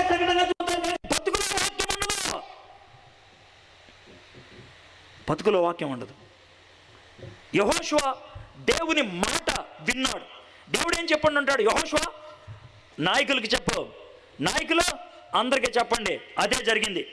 3 దినములైన తర్వాత నాయకులు పాళెములో తిరుగుచు జనులకు ఇలాగూ ఆజ్ఞాపించిరి, మీరు మీ దేవుడైన యెహోవా నిబంధన మందసమును యాజకులైన లేవీలు మోసుకొని పోటు చూచినప్పుడు మీరున్న స్థలము నుండి బయలుదేరి దాని వెంబడి వెళ్ళవలను. మీకును దానికి దాదాపు 2000 కొలమూరలు ఎడముండవలను. మీరు వెళ్ళు త్రోవ మీరు ఇంతకు ముందు వెళ్ళింది కాదు, మీరు దాన్ని గుర్తుపట్టలేరు గనుక ఆ మందసమునకు సమీపంగా మీరు నడవరాదు. మరియు యెహోషువ రేపు యెహోవా మీ మధ్య అద్భుత కార్యములు చేయను గనుక మిమ్మును మీరు పరిశుద్ధపరచుకునడని జనులకు ఆజ్ఞ ఇచ్చెను. మీరు నిబంధన మందసమును ఎత్తుకొని ప్రజల ముందర నడువుడని యాజకులకు అతడు సెలవీయగా వారు నిబంధన మందసమును ఎత్తుకొని ప్రజల ముందర నడిచిరి. దేవుడు యెహోషువ చెప్పాడు, యెహోషువ నాయకులకు చెప్పాడు, నాయకులు మనుషులకు చెప్పారు, మనుషులు చెప్పింది చేశారు, యోర్దాను దాటి వెళ్ళిపోయారు. దేవుడు నాకు చెప్పాడు వాక్యం ద్వారా, అవి మీకు చెప్తున్నా, మీరు దాన్ని పాటిస్తే యోర్దాను దాటుతారు, లేకపోతే పోతారు. బస్ విధేయత ఉంటే పని అవుతుంది, లేకపోతే లేదు. దేవుడు చెప్పినటువంటి మాట ఏంటంటే 3వ వచనం, మీరు మీ దేవుడైన యెహోవా నిబంధన మందసం యాజకులైన లేవీలు మోసుకొనిటి పోవుట చూచినప్పుడు, చూడండి, మందసాన్ని తీసుకెళ్తున్నప్పుడు దాన్ని చూడండి. ఎందుకు చూడాలి ప్రభా? చూడమని చెప్పాను, చూడు. నీ మాటని నమ్మి చూడాలి, అంతే. నీ మాటని నమ్మి చూడాలి. నమ్మితే చూస్తావు, విశ్వాసం ఉంటే చూస్తావు, విశ్వాసం ఉంటే దేవుని వైపు ఎదురు చూస్తావు. భయం వేసినప్పుడు భయాన్ని తొలగించేవాడి వైపు చూస్తావు, దిగులు వేసినప్పుడు ఆదరణ ఇచ్చేవాడి వైపు చూస్తావు. అదేవిధంగా నీ జీవితంలో దారి తెలియనప్పుడు దారి చూపించగలిగే వాడి వైపు చూడు. యేసయ్య అంటున్నాడు, నా వైపు చూడు. దారి చూపిస్తాను నేను. ఎలా చూపిస్తావు? నేనే దారి. నా దగ్గరికి వస్తే దారిలో పడినట్లే, నా దగ్గరికి వస్తే నీ జీవితం సరైపోయినట్లే. నువ్వు నా దగ్గరకు వస్తే చాలు, విశ్వాసం ఉంటే ఆయన దగ్గరికి వెళ్తావు, విశ్వాసం ఆయన దగ్గరికి నడిపిస్తుంది. దేవుని మాటలంటే నీకు విశ్వాసం అయితే, దేవుడు అంటే విశ్వాసం అయితే, యేసయ్య చరిత్రలో ఉన్నవాడు, ఆయన దేవుడు నా జీవితాన్ని మార్చగలడు అని నమ్మకం ఉంటే ఆయన వైపు చూస్తాం. You will look unto him. ఆయన వైపు చూస్తాం. హెబ్రీ గ్రంథకర్త ఏమన్నాడు తెలుసా? విశ్వాసానికి కర్త, దాన్ని కొనసాగించేవాడి వైపు చూస్తూ మన పరుగు పందెంలో ముందుకెళ్దాం. Look unto Jesus. భయం వేసినప్పుడు ధైర్యం ఇచ్చేవాడి వైపు చూస్తా ఉన్నాం కదా. చిన్న పిల్లలకు భయం వేస్తే వాళ్ళ అమ్మ కోసం చూస్తారు, అది వాళ్ళు చేసేటువంటి పని. నీవు ఎవరి వైపు చూస్తున్నావు? లోకం వైపు చూస్తున్నావా? నాయకుల వైపు చూస్తున్నావా? డబ్బు వైపు చూస్తున్నావా? పరువు వైపు చూస్తున్నావా? పరపతి వైపు చూస్తున్నావా? ఎక్కడ చూస్తున్నావు? ఈ రాత్రి నేను చెప్తున్నాను, నీ జీవితంలో ఏ సమస్య ఉన్నా, నీ జీవితంలో ఏ కొదువు ఉన్నా, నీ జీవితంలో ఏ నేమ ఉన్నా, దాన్ని తీర్చగలిగే వాడు ఒకడున్నాడు. ఈ రాత్రి ఆయన వైపు చూడటానికి ఇష్టపడుతున్నావా? I don't know what your need is. ఈ రాత్రి నీ జీవితంలో ఉన్నటువంటి అవసరం ఏంటో నాకు తెలియదు. ఈ రాత్రి నీ జీవితంలో ఉన్న అడ్డేంటో నాకు తెలియదు. నీ జీవితానికి మంచి మార్గంలో రావడానికి యోర్దాను లాగా ఉండిపోయింది అంటే నాకు తెలియదు. దేవుడు వాగ్దానం చేసినటువంటి ఆ దేశంలో అడుగు పెట్టడానికి ఏం అడ్డుందో నాకు తెలియదు. వాటిని ఏ విధంగా ఛేదించుకోవాలో అర్థం కావట్లేదా? దేవుని వైపు చూడు. నాకు గర్ల్ ఫ్రెండ్ ఉండేది. తప్పు అనేటువంటి విషయం తెలిసినప్పుడు ఎలా వదిలేయాలో నాకు అర్థం కాదు, చాలా కష్టం అది. నా మిత్రుడిని అన్నాను, ఏం చేయాలో అర్థం కావట్లేదు అన్నాడు.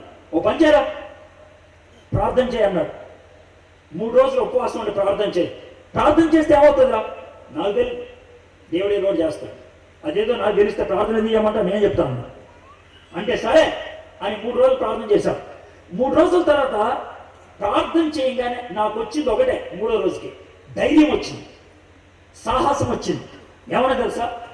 ఐఎమ్ సారీ, నేను నిన్ను పెళ్లి చేసుకోను అని చెప్పగలిగే ధైర్యం వచ్చింది. నాకు చాలా రకాలైన ప్రశ్నలు వచ్చాయి. మోసం చేస్తున్నానా?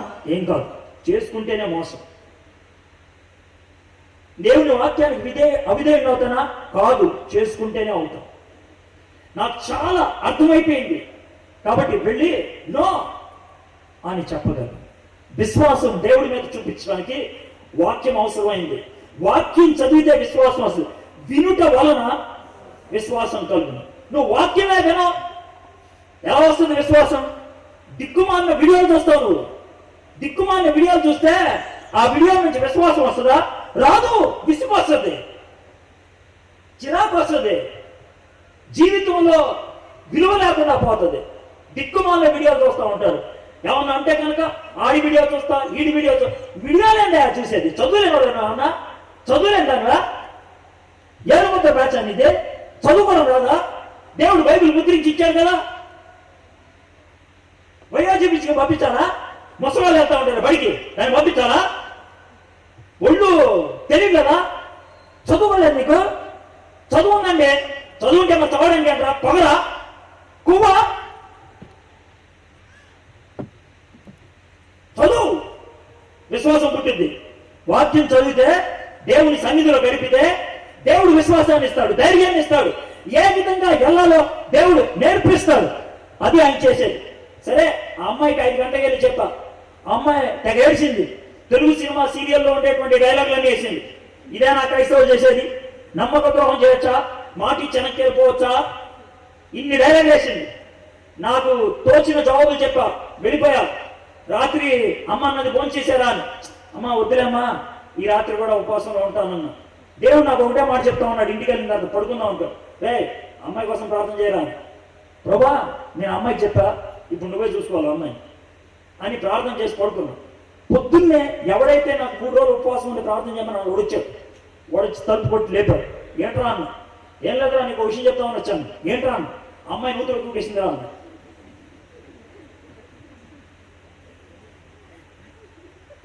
మీరు నవ్వుతున్నారు. నా ఫేస్ ఎలా ఉంటుందో ఆలోచించండి ఒకసారి, నా బతుకు ఎలా ఉంటుందో ఆలోచించండి. జీవితాంతం ఆవిడ చావుకి నేనే కారణం. నేను ఇంకో ముందు చూసుకోవాలి. ప్రజల యొక్క మాటలు విన్నాను, నా వల్ల కాదు. దేవుడి మీద అనుమానం. ఏంటి ప్రభా, ఇదే నువ్వు చేసేది? ఎన్ని ప్రశ్నలు ఒక్కసారి ఉత్పన్నమైందో. వాడు అలాగే చూస్తా ఉన్నాడు. రే, నువ్వేంటి అలా చూస్తున్నావు అన్నాడు. నేను నూతిలో దూకేసింది అన్నా. చచ్చిపోయింది అన్నానా? అప్పుడు కొంచెం ఏమైందిరా చెప్పాను. మా అమ్మ సోది కొట్టి లేపి బట్టలు తీసుకురమ్మందరా మేడ మీదకి వెళ్ళి తీసుకొని వస్తున్నాను. అప్పుడే ఇది దూకుతుంది. చూసా, బట్టలు అక్కడ పడేసి పరిగెట్టుకుంటే వెళ్ళా, దూకింది, లాగేసి బతికే. ఆమె ఎందుకు బతుకుందో చెప్పగలరా మీరే? ఎందుకు బతుకుందో చెప్పగలరా? నేను ప్రార్థన చేశాను. ఆమెను ఎందుకు వదిలేశాను తెలుసా? నేను ఉపవాసం ఉండి ప్రార్థన చేశాను. ఉపవాసం ఉండి ప్రార్థన చేస్తే వదిలేసా, 3 గంటల ప్రార్థన చేస్తే బతికిచ్చా. నీకు 2 లేవు. నీ బతికి ఒక నుయ్యి, నువ్వు ప్రేమించిన వాడికి ఇంకో నుయ్యి.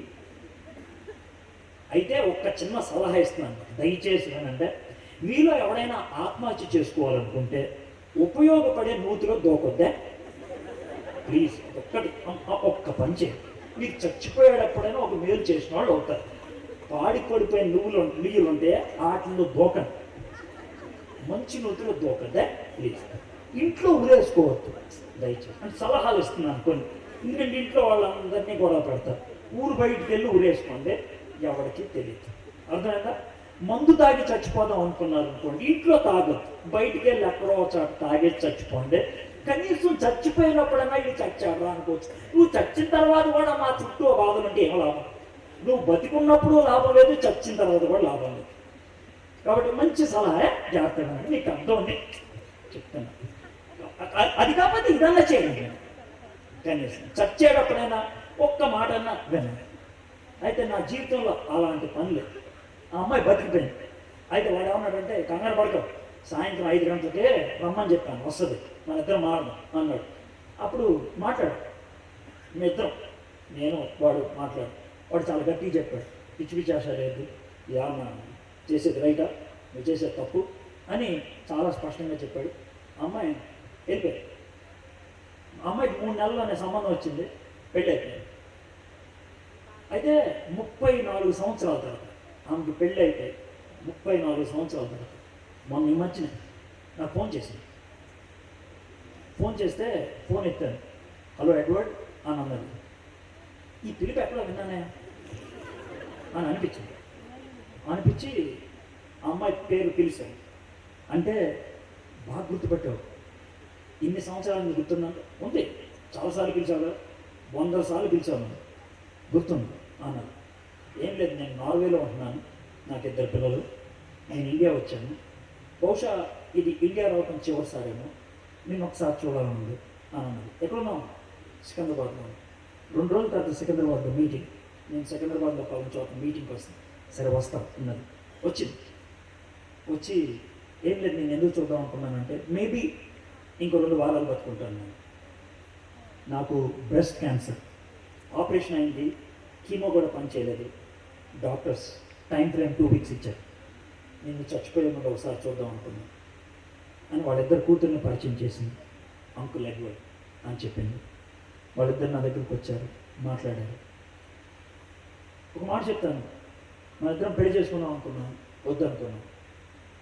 నన్ను నువ్వు పెళ్లి చేసుకోలేదు కాబట్టి ఇంత గొప్ప స్పీకర్ అయ్యావు, నిన్ను నేను పెళ్లి చేసుకోలేదు కాబట్టి నా జీవితం ఉపయోగపడింది. ఆ మాట చెప్పిన 3 రోజులకి ఆమె చచ్చిపోయింది. దేవుడు తీసుకునేటువంటి నిర్ణయాలు చాలా గొప్పవి, దేవుడు చూపించేటువంటి మార్గం అమోఘమైంది. ఆ మార్గంలో నడవటానికి నీకు కావాల్సింది రుజువులు కాదు, ఆ మార్గంలో నడవటానికి నీకు కావాల్సింది విశ్వాసం, ఫెయిత్, దట్స్ ఆల్. ఆ రోజు నా చేతిలో ఒక కవర్ పెట్టింది, నీ వైఫ్కి ఏదైనా ఒక గిఫ్ట్ కొన్నాను, ఏమి ఇష్టమో నాకు తెలియదు, అందుకే కవర్లో క్యాష్ పెట్టామన్నది. నాకు ఒక బాక్స్ ఇచ్చింది, ఇది నీకోసం నేను కొన్నాను అన్నది. బాక్స్ ఓపెన్ చేశాను, దాంట్లో వాచ్ ఉన్నది. నేను వాచ్ పెట్టుకోను చెప్పాను, నేను వాచ్ పెట్టుకోను నాకు తెలుసు, కానీ నేను ఇస్తున్నాను, గుర్తుకు ఉంచుకోను. ఇంటికి వెళ్ళి నా కూతురికి ఇచ్చాను, నా కూతురు దాన్ని ఓపెన్ చేసి అన్నది, పాప ఈ వాచ్ ఎంత ఖరీదు చేస్తుందో తెలుసా అన్న. తెలీదమ్మా, 70,000 స్టార్టింగ్ ప్రైస్ అక్క అన్న. జియోడినా, దాని అతి చీపెస్ట్ వాచ్ 70,000. కవర్ ఓపెన్ చేసి చూసా, నా భార్య గిఫ్ట్ కొన్న 50,000 ఇచ్చింది. అవి చూస్తున్నప్పుడే ఆ అమ్మాయి వాళ్ళ హస్బెండ్ నాకు ఫోన్ చేశారు, సార్ ఇప్పుడే చనిపోయింది. గ్రేట్ ఫీలింగ్, చాలా అనుభూతి నాకు. నేను చచ్చిపోయి ఆమె దగ్గరికి వెళ్ళి ఆమె కలుస్తాను అనోదాట్. ఎందుకు జరుగుతుందో తెలుసా ఇది నా లైఫ్లో? దేవుని మాటకి విధేయత చూపించాను, విశ్వాసం ఉన్నది. ఏలో కూడా అదే మాట చెప్తున్నాను, మీరు మీ దేవుడైన యెహోవా నిబంధన మందసం యాజకులైన లేవి మోసుకొని పోవుట చూచినప్పుడు మీరున్న స్థలం నుండి బయలుదేరి దాన్ని వెంబడి వెళ్ళగలరు. విశ్వాసంతో చూడండి, విధేయతతో వెంబడించండి. విశ్వాసంతో చూస్తేనే విధేయతతో వెంబడిస్తాం. నా జీవితంలో ఉంది ఫ్రెండ్స్, విశ్వాసం ఉండి విధేయత చూపిస్తే పని అవుతుంది. అడ్డు తొలగించేది ఆయనే, అవసరతలు తీర్చేది ఆయనే, నీ సమస్యలను పరిష్కరించేది ఆయనే, నీకు కావాల్సిన అనుగ్రహించేది ఆయనే. Have faith in God. ఆ తర్వాత ఏమంటాడు తెలుసా? మీకును దానికి దాదాపు 2,000 కొల మోర్లు ఎడమండవలను. మీరు వెళ్ళు త్రోవ మీరు ఇంతకు ముందుగా వెళ్ళింది కాదు, మీరు దాన్ని గుర్తుపట్టగలను కనుక ఆ మందసమునకు సమీపంగా మీరు నడవరాదు. మరియు యెహోషువ రేపు యెహోవా మీ మధ్య అద్భుత కార్యములు చేయను కనుక మిమ్మల్ని మీరు పరిశుద్ధపరచుకున్నాడని జనులకు ఆజ్ఞయించండి. దూరంగా వెళ్ళమంటున్నాడు, ఎందుకో తెలుసా? సిద్ధపాటు కోసం, ప్రిపరేషన్. దేవుడు మనకి ఏదైనా ఇస్తాడు అనుకున్నప్పుడు ఇచ్చేదాన్ని స్వీకరించడానికి సిద్ధపాటు ఉండాలి. విధేయత ఉన్నటువంటి వాడిలో వెసులుపాటు ఉంటుంది. వెసులుపాటు అంటే ఏంటి తెలుసా? నూనె కావాలనుకుంటే సీసా పట్టుకెళ్తాం, గుడ్లు కావాలనుకుంటే క్యాన్ పట్టుకెళ్తాం, వర్షం కావాలంటే గొడుగు పట్టుకెళ్తాం. జీవితంలో ఏది అడుగుతున్నావో దాన్ని తీసుకెళ్ళేది పట్టు రావాలి. అది వెసులుపాటు. దేవుడు కార్యం చేస్తాడు కాబట్టి నేను దూరంగా ఉండి దారి చూస్తా, దారి చూసి వెనకాల వెళ్తాను. విధేయతతో పాటు వెసులుపాటు, ఈ 3 అయిపోయిన తర్వాత ఏమన్నాడు తెలుసా? అప్పుడు యెహోషువతో ఇట్లనను, నేను మోషేకి తోడైండినట్లు నీకును తోడైందునని ఇశ్రాయేలీయులందరూ ఎరుగునట్లు నేడు వారి కనులు ఎదుట నిన్ను గొప్ప చేయ మొదలుపెట్టేదని. బ్యూటిఫుల్. నిన్ను గొప్ప చేస్తాను నేను, నువ్వు జస్ట్ ఈ మాటలు చేయి. గుర్తుపెట్టుకోండి, 3 పనులు మనం చేస్తే 4వ పని దేవుడు చేస్తాడు. విశ్వాసం, విధేయత, వెసులుపాటు. విశ్వాసంతో చూడటం, విధేయతతో వెంబడించడం, వెసులుపాటుతో ఎదురు చూడటం. ఈ 3 ఉంటే దేవుడు మన మధ్యన విచిత్రాలు చేస్తాడు, మన మధ్యన అద్భుతాలు చేసి ఆయన రుజువు చేస్తాడు. పోయిన సంవత్సరం మే 5వ తారీఖు రాత్రి, మే 6వ తారీఖు పగలు మధ్యలో జరిగినటువంటి ఓ చిన్న సన్నివేశం చెప్పి నేను ముగిస్తాను. దేవుడు రుజువు పరుచుకునేవాడు, దేవుడు అద్భుతాలు చేసేటువంటి వాడు. మే 4, 5 తారీఖు కోదాళ్ళలో వాక్యం బోధించా. కోదాళ్ళలో ఒక కుర్రోడు మీటింగ్ పెట్టాడు, చిన్నోడు, 25 ఏళ్ళు ఉంటాయి, లంబాడీ కుర్రోడు. అతను మీటింగ్ పెట్టాడు. అయితే అక్కడ ఉన్నటువంటి పాస్టర్స్ అసోసియేషన్ వాళ్ళు మొదటి రోజు ఎవ్వరు రాలేదు. సైడ్ వేసిన కుర్చీలన్నీ ఖాళీగా ఉన్నాయి. ఏ అంటే కుర్రోడు పెడితే ఆయన రావడం ఏంటి అనేసి రాలేదు. ఆడు అడిగాడు, నేను వెళ్ళాను, నేనేం చేయను దానికి. సో ఆ కోపంతో రాలేదు. జనం వచ్చారు కానీ అంత ఎక్కువ మంది రాలేదు. రెండో రోజు మాత్రం ఇరగబడి జనం వచ్చేసారు. జనాన్ని చూసి అనుకుంటా మీటింగ్ స్టార్ట్ అయిన కొద్దిసేపుకి పాస్టర్లు అందరూ వచ్చి కూర్చున్నారు. వాక్యం అయిపోయింది. కానీ నా మీద కోపం ఉంది, ఈడెందుకు వచ్చాడు, ఈ కుర్రోడు మీటింగ్ ఎంత సక్సెస్ అవటం ఏంటి అనేసి. మీటింగ్ అయిపోయింది, భోంచేస్తున్నాం. కుర్రోడు అన్నాడు, అన్నా భోజనం అవ్వగానే కారు రెడీ, మీరు వెళ్ళిపోవచ్చని. కోదాడు నుంచి తణుకు రావాలి నేను. తణుకు ఆ రోజు 2 చోట్ల వాక్యం బోధించాలి, వేల్పూర్లో ఒక చోట, ఇంకో చోట, 2 చోట్ల. అయితే కారు రెడీ అన్నాడు. భోజనం అయిపోతుంది, మళ్ళీ వచ్చాడు. అన్న చిన్న సమస్య వచ్చింది. ఏంటనంటే కారు డ్రైవర్ రానంటున్నాడు అన్నాడు. కారు డ్రైవర్ రాకపోతే కారు కూడా రాదు కదా. అట్లా కదన్నా, కారు ఇస్తాడంట, డ్రైవర్ రాడంట. అదేంటిది అంటే వాడికి నిద్ర వస్తుందంట అన్న, 2-3 రోజులు నిద్రపోలేదంట, కాబట్టి నాకు నిద్ర వచ్చేస్తుంది అన్నాడు. నాకు డ్రైవింగ్ వచ్చన్నా, నేను నడిపిస్తా అన్నాడు. పర్లేదా, సరే అన్నాడు. Maruti Swift Dzire car, front కూర్చున్నాను నేను, మనోడు పక్కన కూర్చున్నాడు. నేను కబుర్లు ఆడుతూ ఉంటాను, డ్రైవ్ చేయన్నాడు. కోదాడులో బండి స్టార్ట్ అయింది. స్టార్ట్ అవుతున్నప్పుడు బయట అందరూ టాటా చెప్తానికి ఉన్నారు, ఒక 50 మంది దాకా కుర్రోళ్ళు. వాళ్ళు అరిశారు, అన్నా అని అరిశారు. ఏమైంది అని గ్లాస్ కిందకి దింపితే వెనకాల ఏదో కారుతుందన్నా చూడండి అన్నాడు. అంటే అన్న ఏసీ ఇప్పుడే ఆన్ చేశాం కదా, పదండి అన్న. వెళ్ళిపోయాం. మేము కోదాడు నుంచి బయలుదేరి ఏలూరు దాటి, విజయవాడ దాటి ఏలూరుకి ముందు టోల్గేట్ దగ్గరికి వచ్చాం. కిరసనాయిల్ వాసన ఎక్కువైపోతుంది. ఏంటా అని లేచి వెనక నుంచి చూస్తే దోవలాగా ఏదో పడుతుంది. కారు పక్కన పెట్టి ఏదో చూద్దాం అన్నాడు. కారు ఆపి చూస్తే బడబడా పెట్రోల్ కారిపోతుంది. మూత సరిగ్గా లేదేమో అని చూసాం, మూత చక్కగా ఉంది. మనోడు ముందు బాయ్నెట్ ఓపెన్ చేస్తే విచిత్రం ఏంటో తెలుసా, పెట్రోల్ సప్లై చేసే పైపుకి 2 నట్లు ఉంటాయి. ఆ నట్లు తీసి పైపు బయటికి లాగేసి ఉంది. కొంచెం పెట్రోల్ లోనకి వెళ్తుంది, పెట్రోల్ మిగిలింది బయట పడుతుంది. మనోడు వెంటనే ఫోన్ చేశాడు, డ్రైవర్ ఎందుకు రాలేదు, ఎందుకు ఇలా జరిగింది అంటే ఎవడో ఒకటి చెప్తున్నాడు. ఈయన లంబాడీ భాషలో మాట్లాడుతున్నాడు. ఈయన రూపురేఖలను బట్టి అర్థమైపోయింది, నన్ను చంపేయడానికి వేసిన ప్లాన్ అది. వాళ్ళ ప్లాన్ ప్రకారం ఆ పెట్రోల్ కారుతున్నప్పుడు వెనకాల ఎవడో అగ్గిపొల్ల సిగరెట్లు వేసి ఉండాలి. అప్పుడు కారు పగిలిపోయి ఉండాలి, నేను చచ్చిపోవాలి. ఇది జరగాల్సింది. మే నెలలో భయంకరమైనటువంటి ఎండ ఉంటుంది, తప్పించుకోవడానికి లేదు. మేము దగ్గర దగ్గర 120 కిలోమీటర్ల ప్రయాణం చేసాం. ఇంతసేపు పెట్రోల్ కారుతూనే ఉంది, కానీ ఏం అవ్వలేదు. అక్కడ ఆగిపోయింది. ఎందుకు చెప్తున్నాను ఈ మాట, ఎందుకు చెప్పాల్సి వస్తుంది ఈ మాట? దేవుణ్ణి విశ్వసించి దేవునికి విధేయత చూపించేటువంటి వాళ్ళు తలదించుకోరు. చచ్చిపోయేటప్పుడు కూడా తలెత్తుకుంటారు. ప్రాణం విడిచేటప్పుడు కూడా దేవుని స్తుతిస్తారు. ఎప్పుడు సిగ్గుపడరు, ఎప్పుడు తలదించుకోరు. ఎందుకో తెలుసా, దేవుణ్ణి నా ముందు పెట్టుకున్నాను నేను. నా జీవితానికి ఎన్ని యోర్దాన్లు వచ్చినా అవి దాటిపోతాను నేను. నా జీవితంలో చాలా యోర్దాన్లు దాటా, ఇప్పటికే ఇంకా దాటుతాను. దాటించేది ఆయన. ఎన్ని యోర్దాన్లు వచ్చినా నాకేముంది? నీ జీవితంలో ఉన్నటువంటి యోర్దాన్ దేవుడు దాటించడానికి ఇష్టపడుతున్నాడు. ఆయన ఎందుకు విశ్వాసం ఉంచుతావా? ఆయన మాటకు విధేయత చూపిస్తావా? ప్రభా, నా జీవితంలో రుజువు చేయి ప్రభా, దీన్ని తొలగించి రుజువు చేయి ప్రభా, లోకానికి చూపించు ప్రభా నువ్వు తొలగించేవాడు అని అడగటానికి నీకు ఇష్టమేనా? తలంచండి, కళ్ళు మూసుకోండి, ఒక 2 నిమిషాలు మౌనంగా మన జీవితాన్ని పరిశీలన చేసుకుందాం. ఎవరు లేవద్దు ఈ టైంలో. ఒక్క 2 నిమిషాలు. మీ జీవితానికి ఉన్న అడ్డు మీకు తెలుసు. ఈ సమయంలో ఎవరి గురించి ప్రార్థన చేయొద్దు, ఎవరి గురించి, మీ గురించే మీరు ప్రార్థన చేసుకోండి. మీ జీవితంలో ఉన్న అడ్డేంటో మీరు ఆలోచించండి.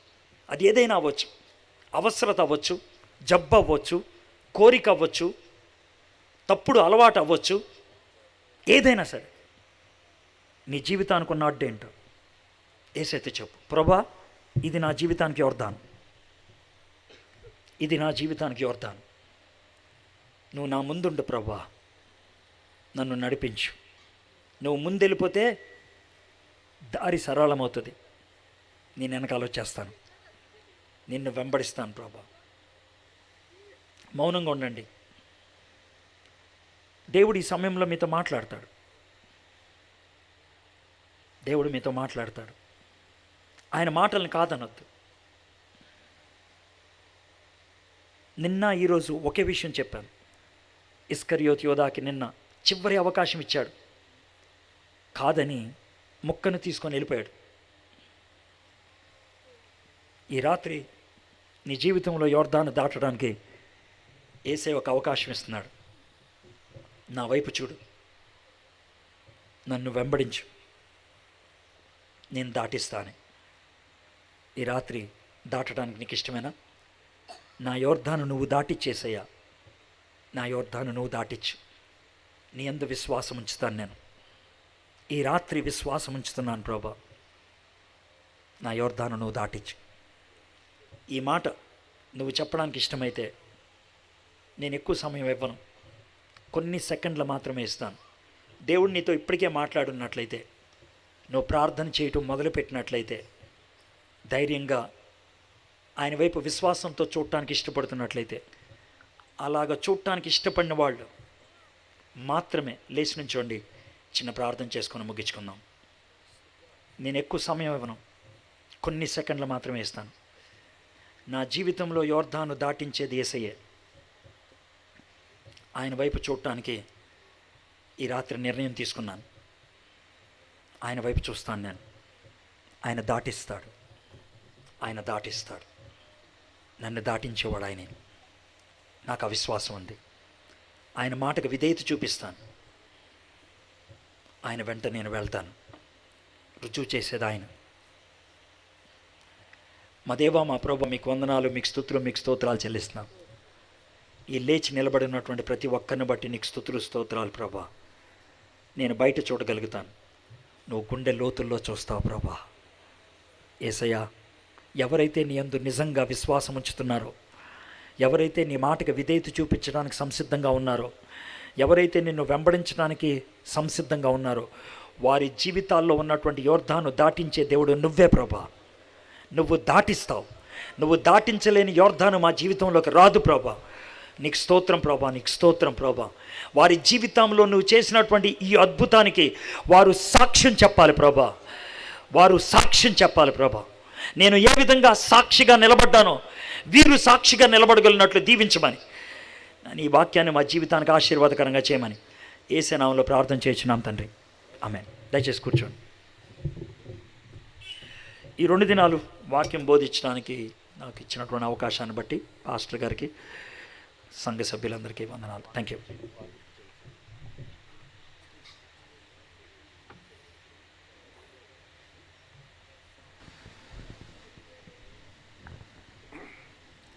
సంతోషంగా ఉన్న వారందరూ ఒకసారి దేవునికి స్తోత్రం చెప్దాం.